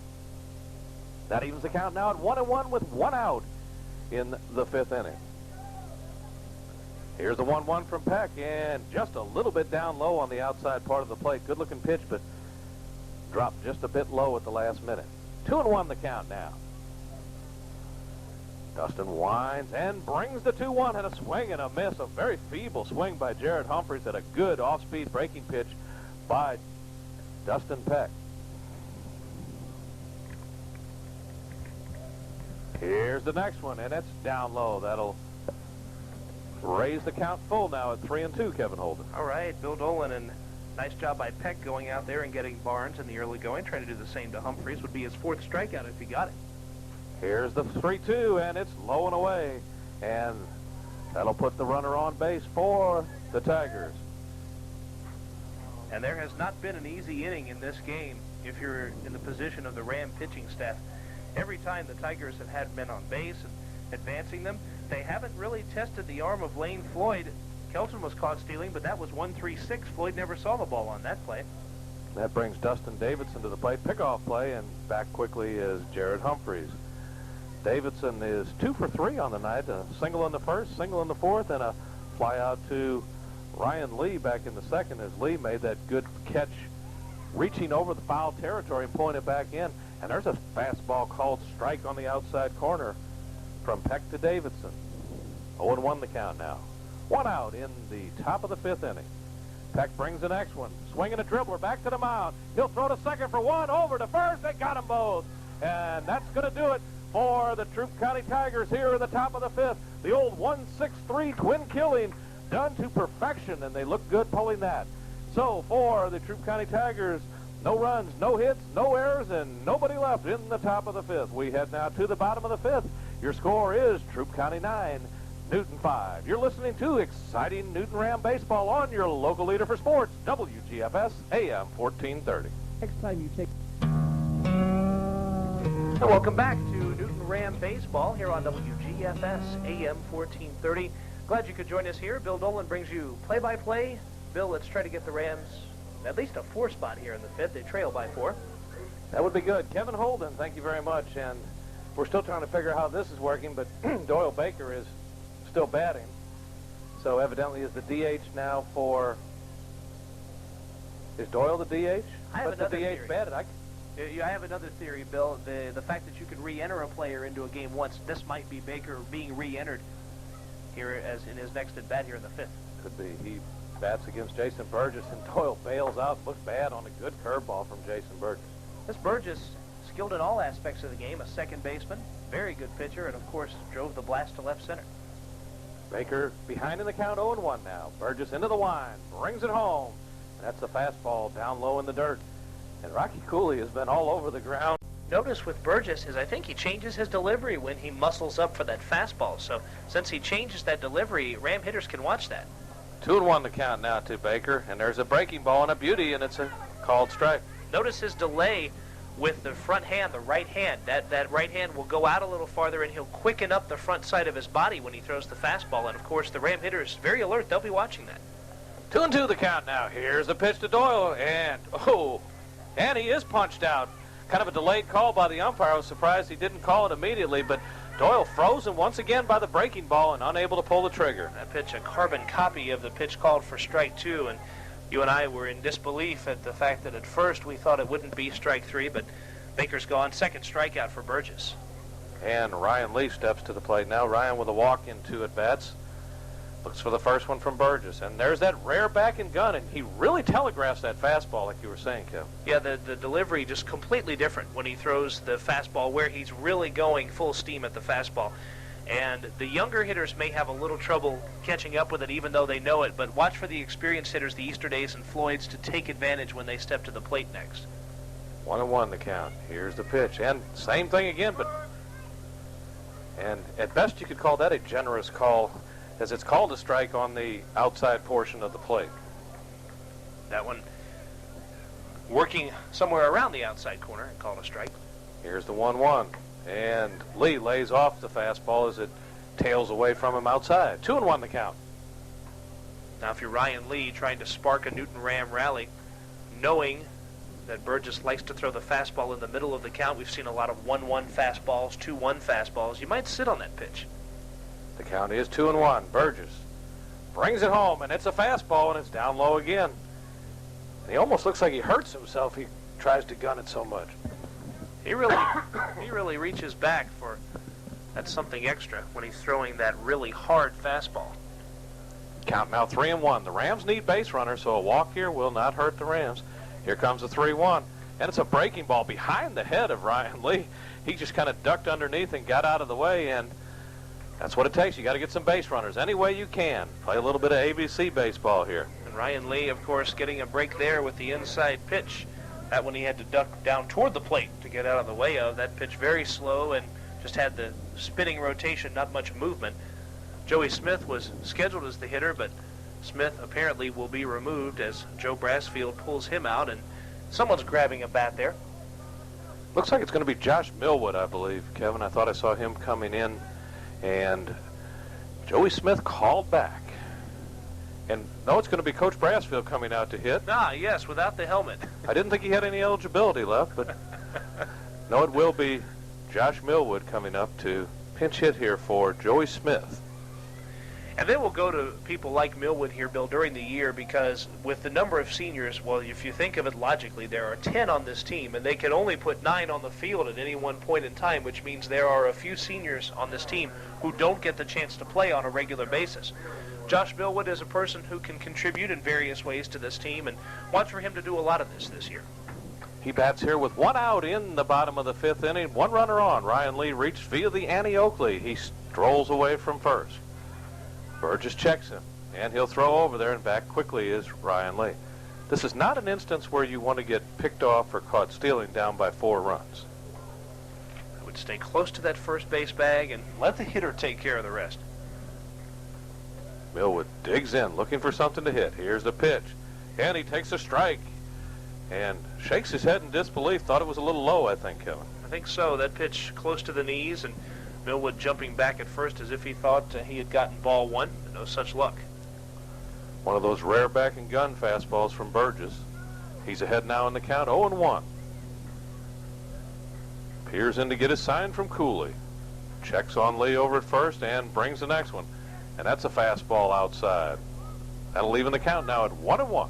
He can pop the mitt when he throws that full-speed fastball, but if he misses anywhere, he misses outside. In fact, a few times he's missed in the dirt with that pitch, and if you're Ryan Lee, you want to watch as well for that fastball. Lee gets his lead from first. Here's the throw over there, and that was about as close to a balk as you can get from a right-handed pitcher. And in fact, it really was a balk. He came to no hesitation, just shuffled feet and threw over there. Was raising the hands up as he did that move, and kind of Dodger balk move. Is that what they call it? Dodger balk move? Here's the pitch, and Josh Millwood bails out on a curveball. Looks bad, and I'll tell you, Kevin, there was no hesitation that time by Burgess. He did not come to a complete stop. I'm surprised Coach Brassfield has not commented to the umpire on some of these moves. Burgess, a fairly quick worker, but you have to at least come to a stop. That's part of the rules. 1-2 the count now to Millwood. Lee with a lead off first. And there's the throw over, and he's in easily. Burgess really concerned about Ryan Lee over at first base. Millwood looking to just put the ball in play, have something happen. Here's the pitch, and it's down low and gets away, and Lee could be in trouble. He's picked off, but he'll slide back in and hook the bag with his hand. Almost a disaster for the Rams, Kevin. That one could have been a serious situation. Lee saw the ball get past Cooley, being aggressive. His first move was towards second base, but immediately the Tiger catcher was on the ball and throwing to first, and were it not for the hook slide going around the bag, we might have the second out of this inning already. Excellent slide by Ryan Lee getting away from him. Here's the 2-2 offering to Millwood. Swing and a miss, and check it, he got just a piece of it. And Josh Millwood having trouble with that breaking ball of Jason Burgess. He is fooled and has the hands on the hips right now as he tries to collect himself. Pretty much everybody in the house knows that Burgess is fooling Millwood with the curveball, including Burgess and his catcher Cooley, so I have a feeling they may stay with the breaking pitch. Go what gets you to the big dance, right? That's right, and so far he's been dancing big with that off speed. And there's a shot to left field. Left fielder coming in hard. He will not get it. It's by him. And here comes Ryan Lee. He'll round second and head to third. And Millwood will stand up with a double and a break for the Rams there. Josh Millwood, a good job of fighting off a tough pitch. Pulled it in front of the left fielder, who very similar to Carrie Gilstrap, dove towards the ball, and he appears to have shaken himself up there. He's holding his shoulder out there, Kevin. Richard Garcia dove for that ball, Bill, and then when he got it back, threw the ball in toward the infield, toward no one at all, just to get the ball into the infield. It's a sign that something was at least mentally kind of wrong after he made that dive. Normally the left fielders won't do that, and that might be a sign that something took place. Just trying to get that ball in any way possible is what I'm trying to say.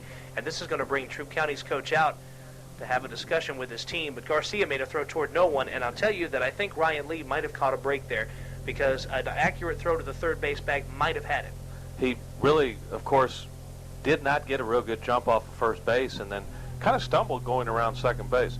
I'll tell you, though, it's obvious why he's not getting a good break off the base. That was one of the worst cases of a balk I've ever seen from Burgess. He came to absolutely no kind of hesitation. It was just like this and go with no stop at all. Yeah, he would raise up the hands, then immediately bring up the foot for the delivery. And, of course, the rules state, part of the very tricky to decipher, but that's not tricky to decipher in the balk rule, which is come to a complete stop before you come home. And he was close to violating it once or twice, but then the last several pitches we saw to Millwood, he was essentially balking. That'll bring Carrie Gilstrap to the plate. Carrie with a walk in 2 attempts. He's got 2 runners in scoring position. 2 ducks on the pond. Millwood leads from second. Ryan Lee from third. Burgess will go from the full windup. Carrie just wants a little base hit here. Here's the first one to him. Swinging a shot up the middle. That'll get 1 run home. Shortstop kicks it. He will not get Carrie Gilstrap. Oh, they call him out.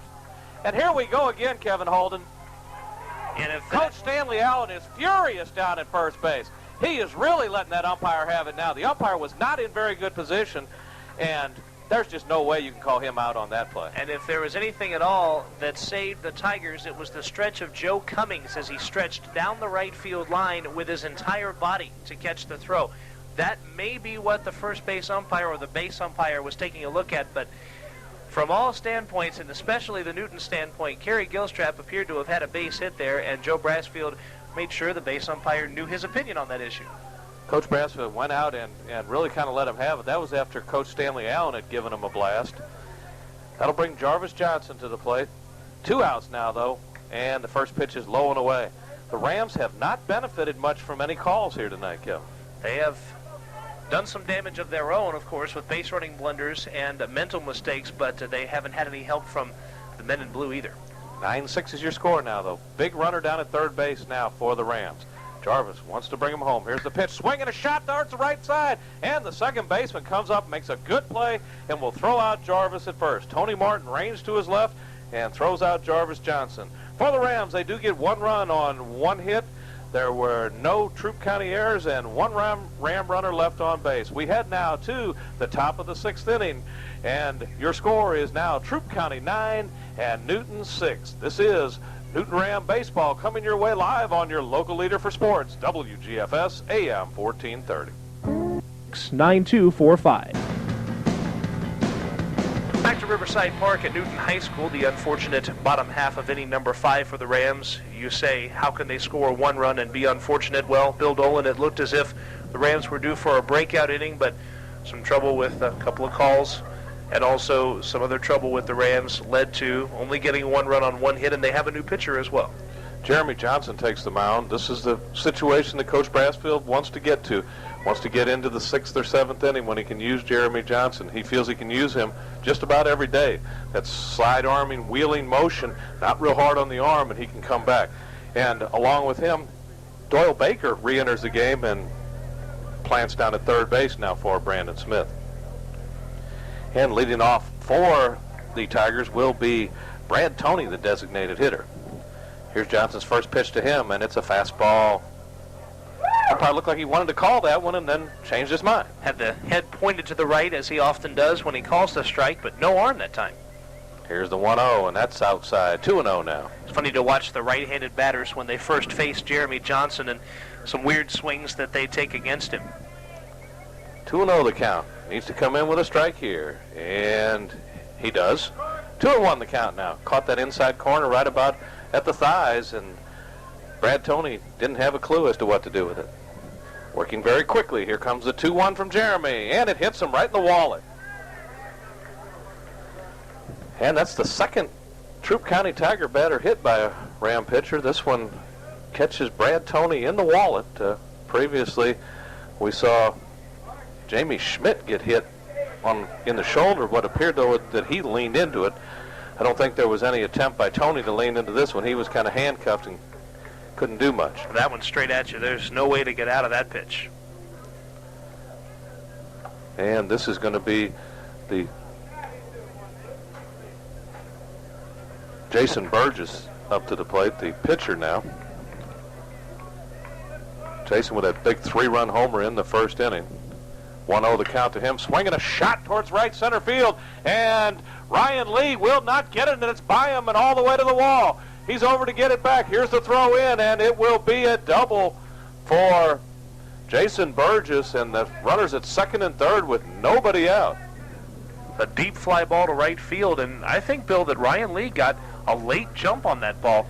A late break as he was going toward it, because at the last second is when he started making the rush to make the catch. I don't know if he read it bad off the bat or what, but it turns out to be a double. One thing to watch for Jeremy Johnson.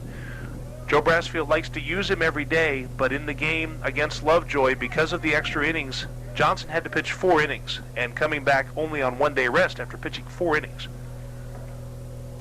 And there's a strike called to the next hitter, David Kelton. And we've got a courtesy runner down at second base. It'll be Tommy Crawley in at second base running for Jason Burgess. 0-1 the count. Nobody out. Tigers threatening. Here's the pitch from Johnson. And a little bit inside, backs him off the plate. And that evens the count at 1-1.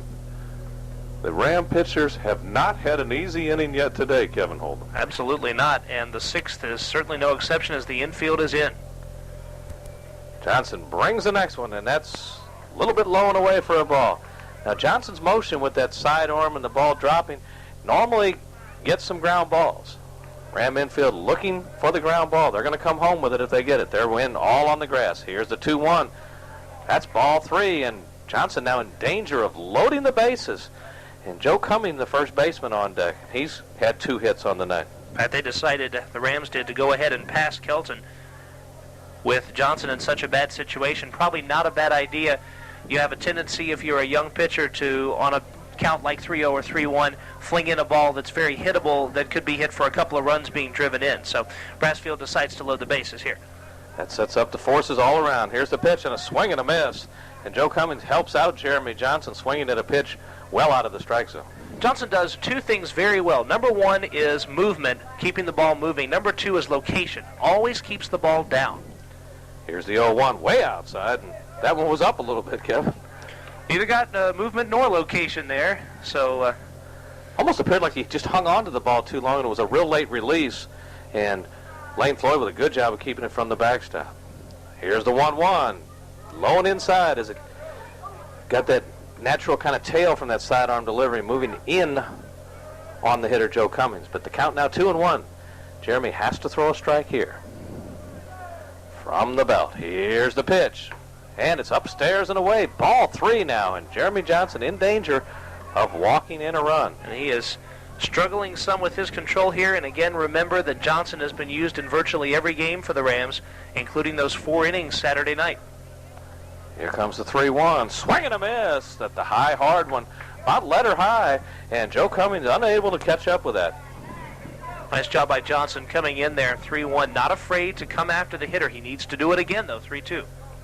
Here's the full count pitch. And swing and a miss. He struck him out, and that's a big strikeout for Jeremy Johnson. A huge out for Johnson and the Rams, and 2 straight look like diving pitches that maybe started in the middle of the plate and dove a little bit down and away from Joe Cummings, who goes down for the 2nd time tonight. Look at all the Ks in this scorebook. There is not one bigger than the one the Rams just got. And Tony Martin, the second baseman, steps to the plate. Here's the first one to him, and it's dribbled foul down the third base line. Now that strikeout is so big because now the middle of the infield, Matt Easterday and Ryan Moon able to play at double play depth. Doyle Baker and Stephen Hires both still play in on the grass, so they'll come home, but if the ball's hit up the middle, you're going to see him try to go the conventional route for 2. Here's the 0-1 to Martin, and down low, and it gets past Lane Floyd, back to the backstop. Jeremy late in covering, and so much for the double play as the 10th run comes across the plate for the Tigers. Be a wild pitch with men moving up to second and third, and Floyd's throw, I think, was there, and Johnson was a little bit late coming into the bag, but getting a great jump there at third base. As soon as he saw the ball get away from the catcher, Brad Toney was on his way home, scoring the 10th run here for Troup County. I was just about to say, who better to bring the infield back against than Johnson, who gets ground balls, but all that's out the window now. So that brings the rest of the infielders in again. Moon and Easterday in on the grass now.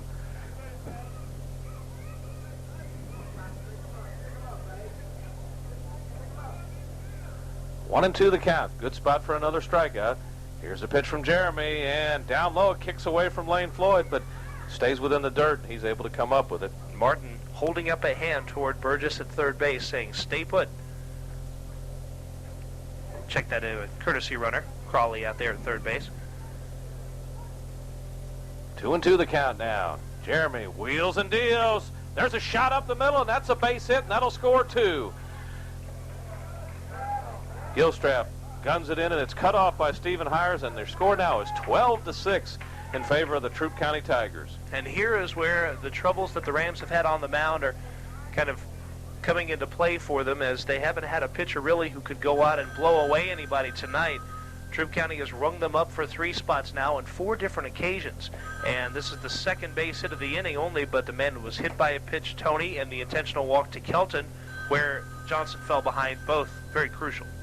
Only one out, runner on first. Here's the pitch to Richard Garcia, and he'll take one for a strike on the outside corner. Here's the 0-1 from Johnson. Way outside, 1-1 the count. He looks to ring up this hitter, Kevin Holden. Wonder if he'll go off the hook with a curveball here. 1-1 the count, and he gives him the hook, and strike 2 called. As there was no one home on that pitch. Lane Floyd will look to dial up the strikeout here with this next call. We'll see what he gives his pitcher. 1-2 the count. Here's the pitch. And strike 3, as he was unable to check his swing. Went around that ball about a foot outside, but the movement of Jeremy Johnson too much for Richard Garcia, and he chased a bad one. Whoever that was calling, it was an outside fastball. And he swung and missed, because as soon as that happened, the phone stopped ringing. So apparently they wanted to know what was going on with Garcia. But the second strikeout, third time Garcia has gone down on strikes. Here's the pitch, and there's a dribbler out towards Plug at second.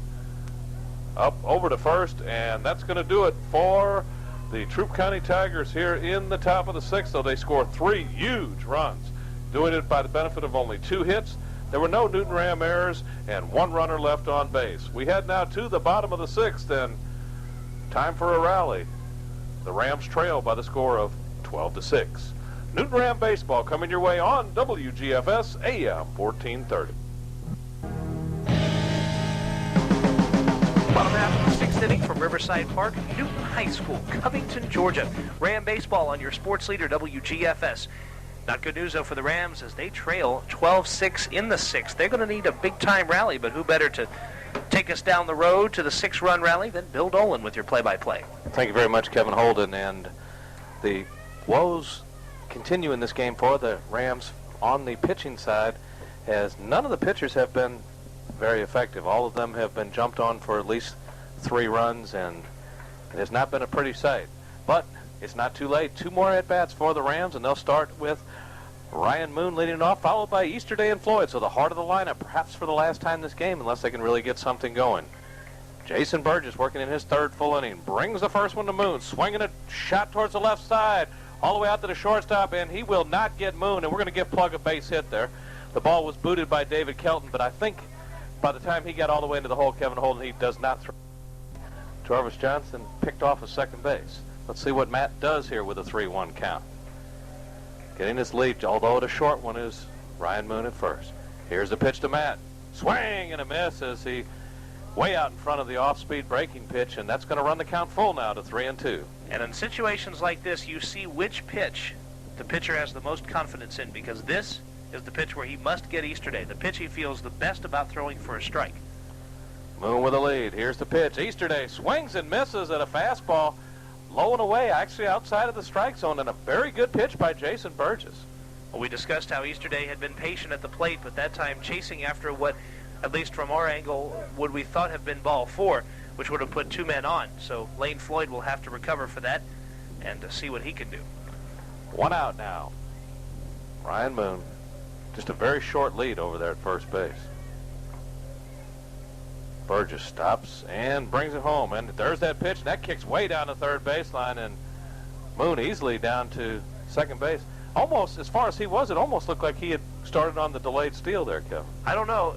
He was maybe a third of the way down there. He had gotten an extra jump step at the very end, which makes me think maybe not, but he was definitely on his way, and he was walking into second by the time that came in.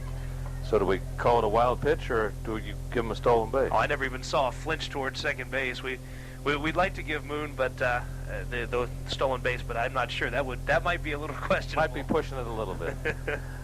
All right, so we'll call that a wild pitch and 1-0 the count. Once again, that was Jason Burgess trying to really muscle up to Lane. And here's the next one, same thing, and all the way back to the backstop, and Moon strolls into third base. I mentioned before that when he misses with that full-speed fastball, it is usually what would be inside to a righty, inside to a lefty, outside to a righty. And 2 straight now have gone back to the screen because in the process of muscling up, he's thrown his mechanics off. Lane Floyd can look for something to hit here. 2-0 the count to him, and it's an off-speed pitch, and Floyd fooled badly by it. Just kind of a half swing, swung through it.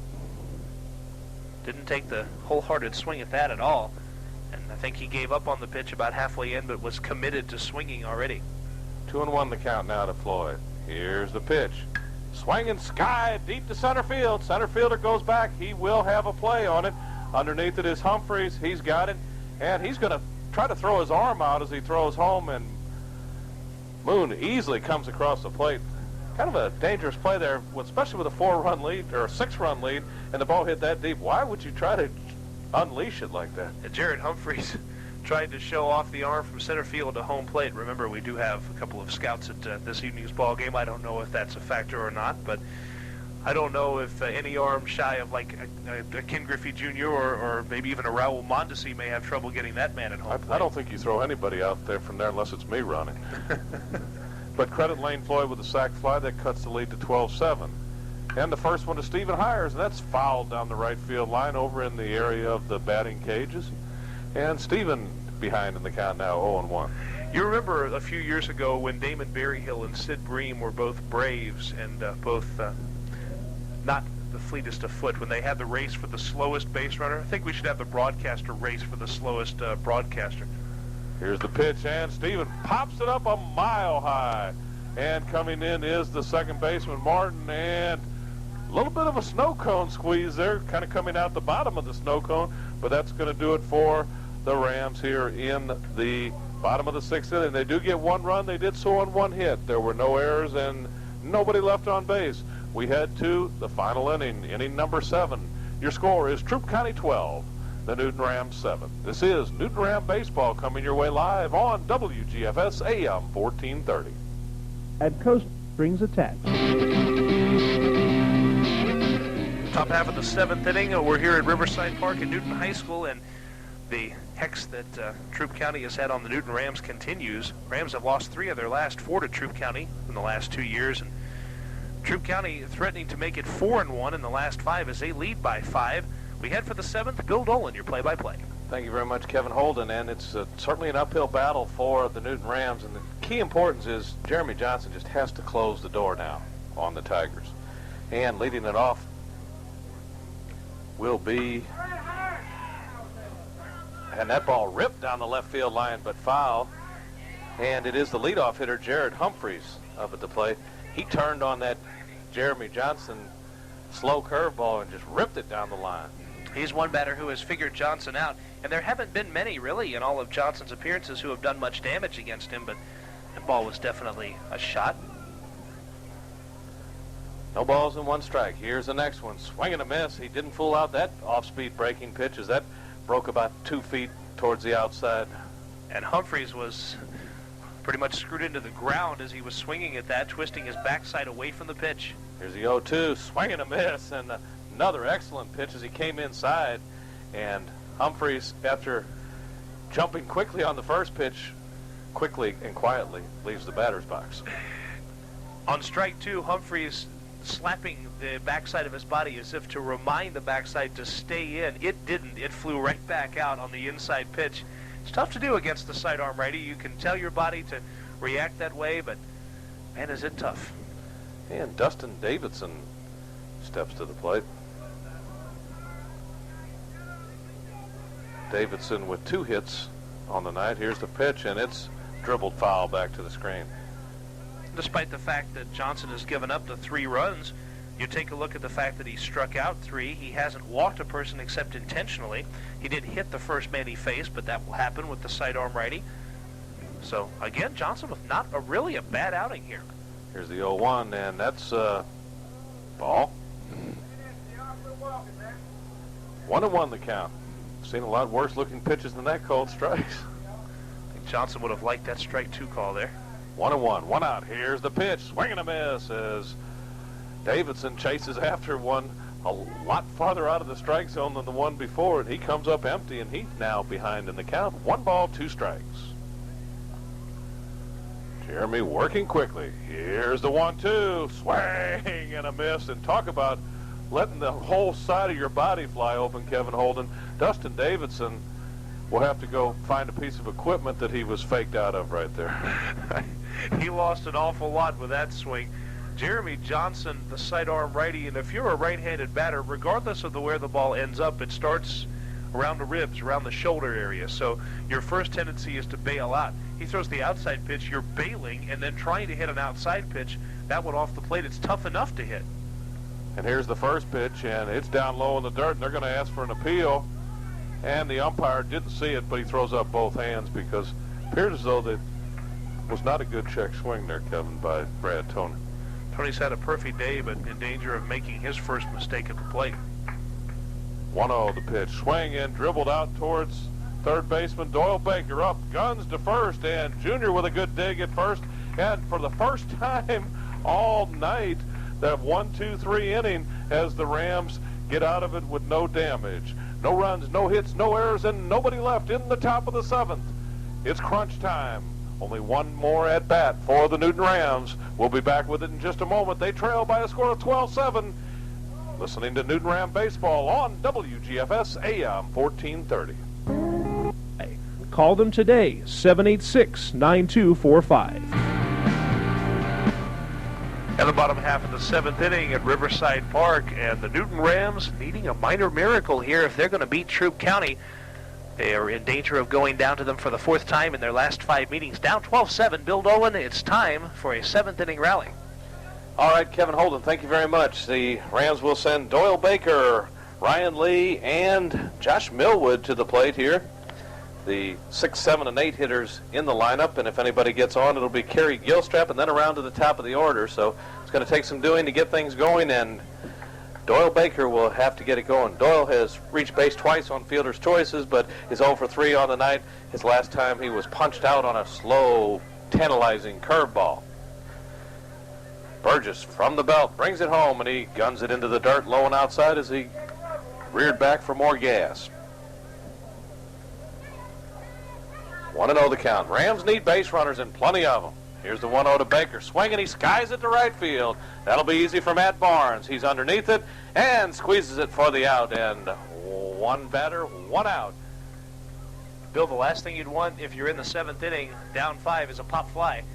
But unfortunately, Baker did get a good swing off on the ball, but just got under it a little too much. Rams have hit a couple of titanium-type fly balls that come down, though, and they're easily caught.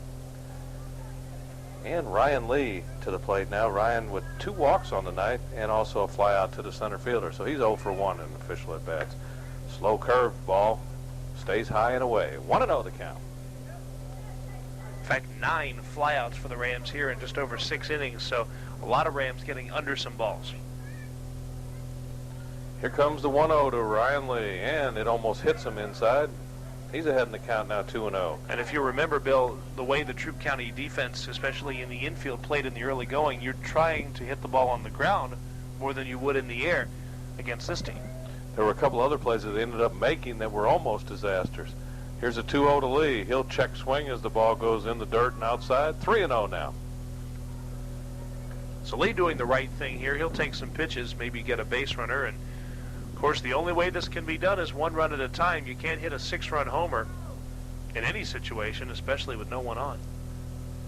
Here's the 3-0 and ball 4. And for the 3rd time tonight, Ryan Lee will take a stroll to first base. That's a good eye on his part. He's doing what he needs to do, get some runners on base.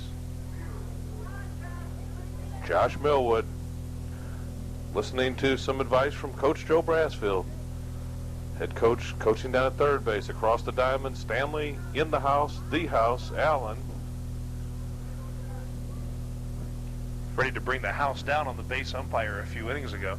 Here's the pitch to Millwood, and it's a curveball, and Josh bails out again. And he is just having a ton of trouble with that curveball. Remember last time out, Burgess threw him nothing but off-speed pitches, and Millwood did finally catch up with one and got a double out of it as it bounced in front of a diving Richard Garcia. I have a feeling a steady diet of curveballs is headed his way. And there's a drive to right center field. Right fielder on his horse will not get it, and another double for Josh Millwood. And Ryan Lee will stop at third, and that one hung up there, and Josh Millwood put a charge in it to right center field, and I believe that one bounced and hit right on that red sign out there. What sign was that, Kevin? I think it hit on the buffalo of the Hard Luck Cafe sign, the buffalo with the wings on it, flapping around. Yes. Of course, that means buffalo wings.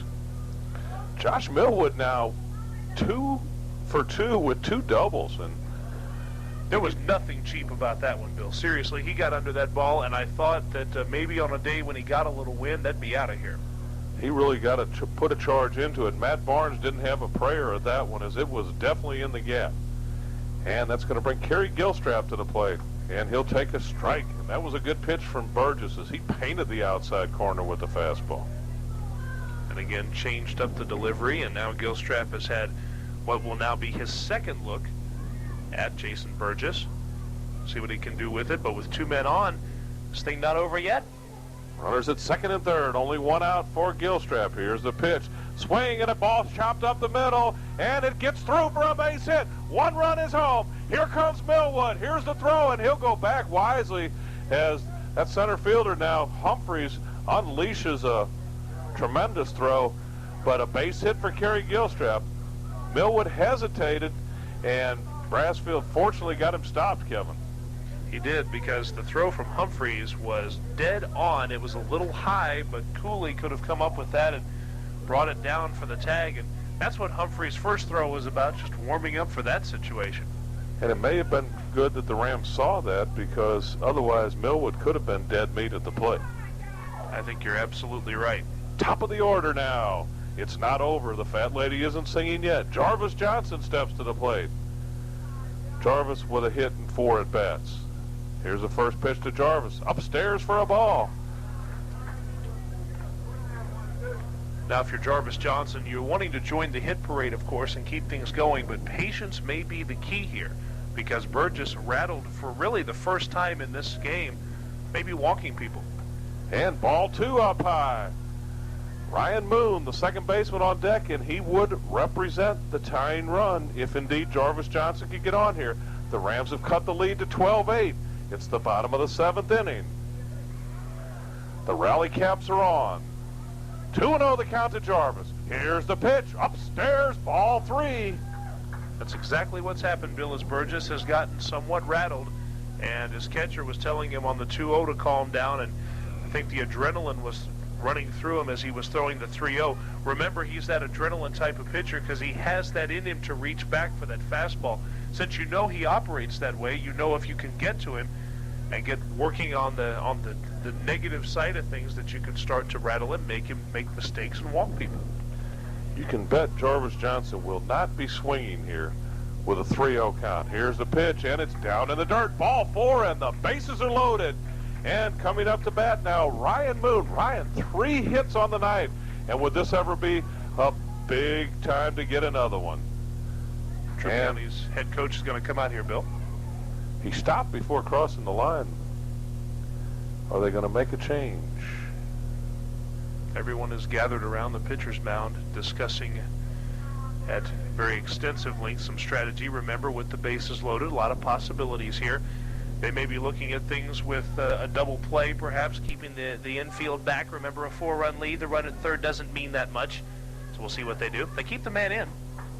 Well, there is one out, so of course a double play here ends the ball game. Ryan Moon needs to get this ball into play. Of course, he needs to be patient too. Remember, the last hitter, Jarvis Johnson, just walked on 4 consecutive pitches. Make him throw a strike. Jason Burgess will work from the full windup now, though. And the first one to plug, and it's down in the dirt, and that's 5 in a row now. And Burgess really almost appeared to steer that one, Kevin, as he really backed off it, just trying to aim it. And Burgess had running into trouble here in the 7th for, again, what we mentioned is the first time we're seeing what kind of clutch pitcher he is. And so far, he's missed with 5 straight. 1-0 the count to Moon. From the full windup, here's the pitch from Burgess. Swinging at a dribbler, and that could be trouble. Second baseman, and they'll get one as the shortstop, Kelton, had to wait on it and just did get it over to Tony Martin at second base. But credit Ryan Moon reaching on the fielder's choice and an RBI. The lead is now 12-9, and the last hope for the Rams, a man you like to have up in this position, it's Matt Easterday. If you want a last hope, Matt Easterday would be the last hope you would want. Remember that he represents the potential tying run. We won't go there, though. We'll talk about the ground ball hit by Ryan Moon, which was a very softly hit ground ball, and that benefited the Rams. Kelton was able to hit his second baseman, Martin, for the out, but that was it, and that put another run across. Ryan Moon, credit him going after that one early on. It was a strike, and so he was being aggressive against Jason Burgess. See what he does with Easterday. Third time, though, that Easterday has faced Burgess. Remember that. Burgess from the belt brings the first one home, and Matt, a good cut, just can't quite catch up to the slow outside pitch. And remember that the last time that Easterday was up, he struck out on a curveball that started outside and dipped past the outside corner. That means Burgess, remembering that, will keep the ball on that side of the plate. That means Easterday gets extension, and Bill, you and I both know where his power is. And if Burgess makes a mistake and gets it a little too in, Matt Easterday loves that right center field gap. They are not holding Ryan Moon at first. I believe I'd have to take the base. Here's the pitch to Easterday, high and away. They're trying to get him to chase at that pitch off the plate outside, but we know that Easterday is a patient enough hitter to make that mistake once at the most. Why don't you take the base? You take away the force out down at second base on a ball hit up the middle then. Here's a pitch to Matt, and it's down in the dirt, and that'll make the count now 2-1. I can understand that Brassfield wouldn't want to make the last out of a game stealing, but remember that we haven't seen much of the Rams stealing game against Rocky Cooley, and I think they might be successful against it. Oh, he's shown no arm at all in between innings at all. Moon with a big lead over there. Here's the 2-1 to Matt, and it's a called strike, a fastball, and a beauty right on the inside corner at about thigh level. Time to concentrate on that hitter as the Rams are down to their last strike, with Easterday representing the potential tying run. Matt with 1 hit and 4 at-bats. 2-2 the count. 2 on, 2 out. The deuces are wild. Here's the pitch to Easterday. Swing and a miss. He struck him out. And Matt Easterday cannot pull the string and is punched out on strikes. And that will do it for the Rams in the bottom of the 7th and the game, as they will fall by a final of 12-9. They made it interesting, though, but come up just on the short end of a 12-9 score. We'll be back with the totals and highlights and our WGFS player of the game right after we hear from those people that make our broadcast possible on your local leader for sports, WGFS AM 1430. Park at Newton High School. Good things come in threes, but in this time around, bad things came in threes for the Newton Rams. They gave up 3 runs in 4 separate innings as they go down by a score of 12-9. Rams scoring in the wrong multiples of threes. Needed to be 12 on the other side of the scoreboard, but they couldn't come up with it tonight. And Bill Dolan, that's unfortunate for a Newton Ram team that came out hitting the ball very well, especially in the first and second innings, but just couldn't have enough pitching to finish this thing off. They looked like a staff with some tired arms after the long week last week of ball games, and really none of the pitchers completely effective, as each of them was jumped on for some runs. And in the game that you really feel like they probably were a better team, but just couldn't get the job done. A couple of really critical plays. The leadoff batter for the Rams, Jarvis Johnson, called out on a bang-bang play at first base where he appears to be safe, and that the first out of the inning then. So instead, the Rams do end up plating 4, but who knows how many they get without that. And then kind of a real strange play also involving Jarvis in the third inning, where with Matt Easterday at the plate and runners at first and second, and the Rams still very much in the ball game at the time, he gets picked off of second base and took the Rams right out of that inning. That was, in fact, the very first batter that Jason Burgess had pitched, though. And not great news for the Rams. They do fall by a final of 12-9. For the Rams, they had 9 runs on 11 hits, and once again, no errors. You have to be happy with the defensive side of the play. They left, though, 9 runners on base. Kind of a big stat when you go back and look at that and talk about wasted chances. I think that'll end up being the key. Doyle Baker was a starter, and he is the loser. He pitched just over 2 innings and gave up 6 runs and will end up going in the record books as the loser. On the Troup County Tigers side of the coin, they had 12 runs on 14 hits as they pounded the ball pretty well. They made 2 errors and were fortunate enough not to get a couple other errors on balls that were booted and then some close calls, and they left 6 runners on base.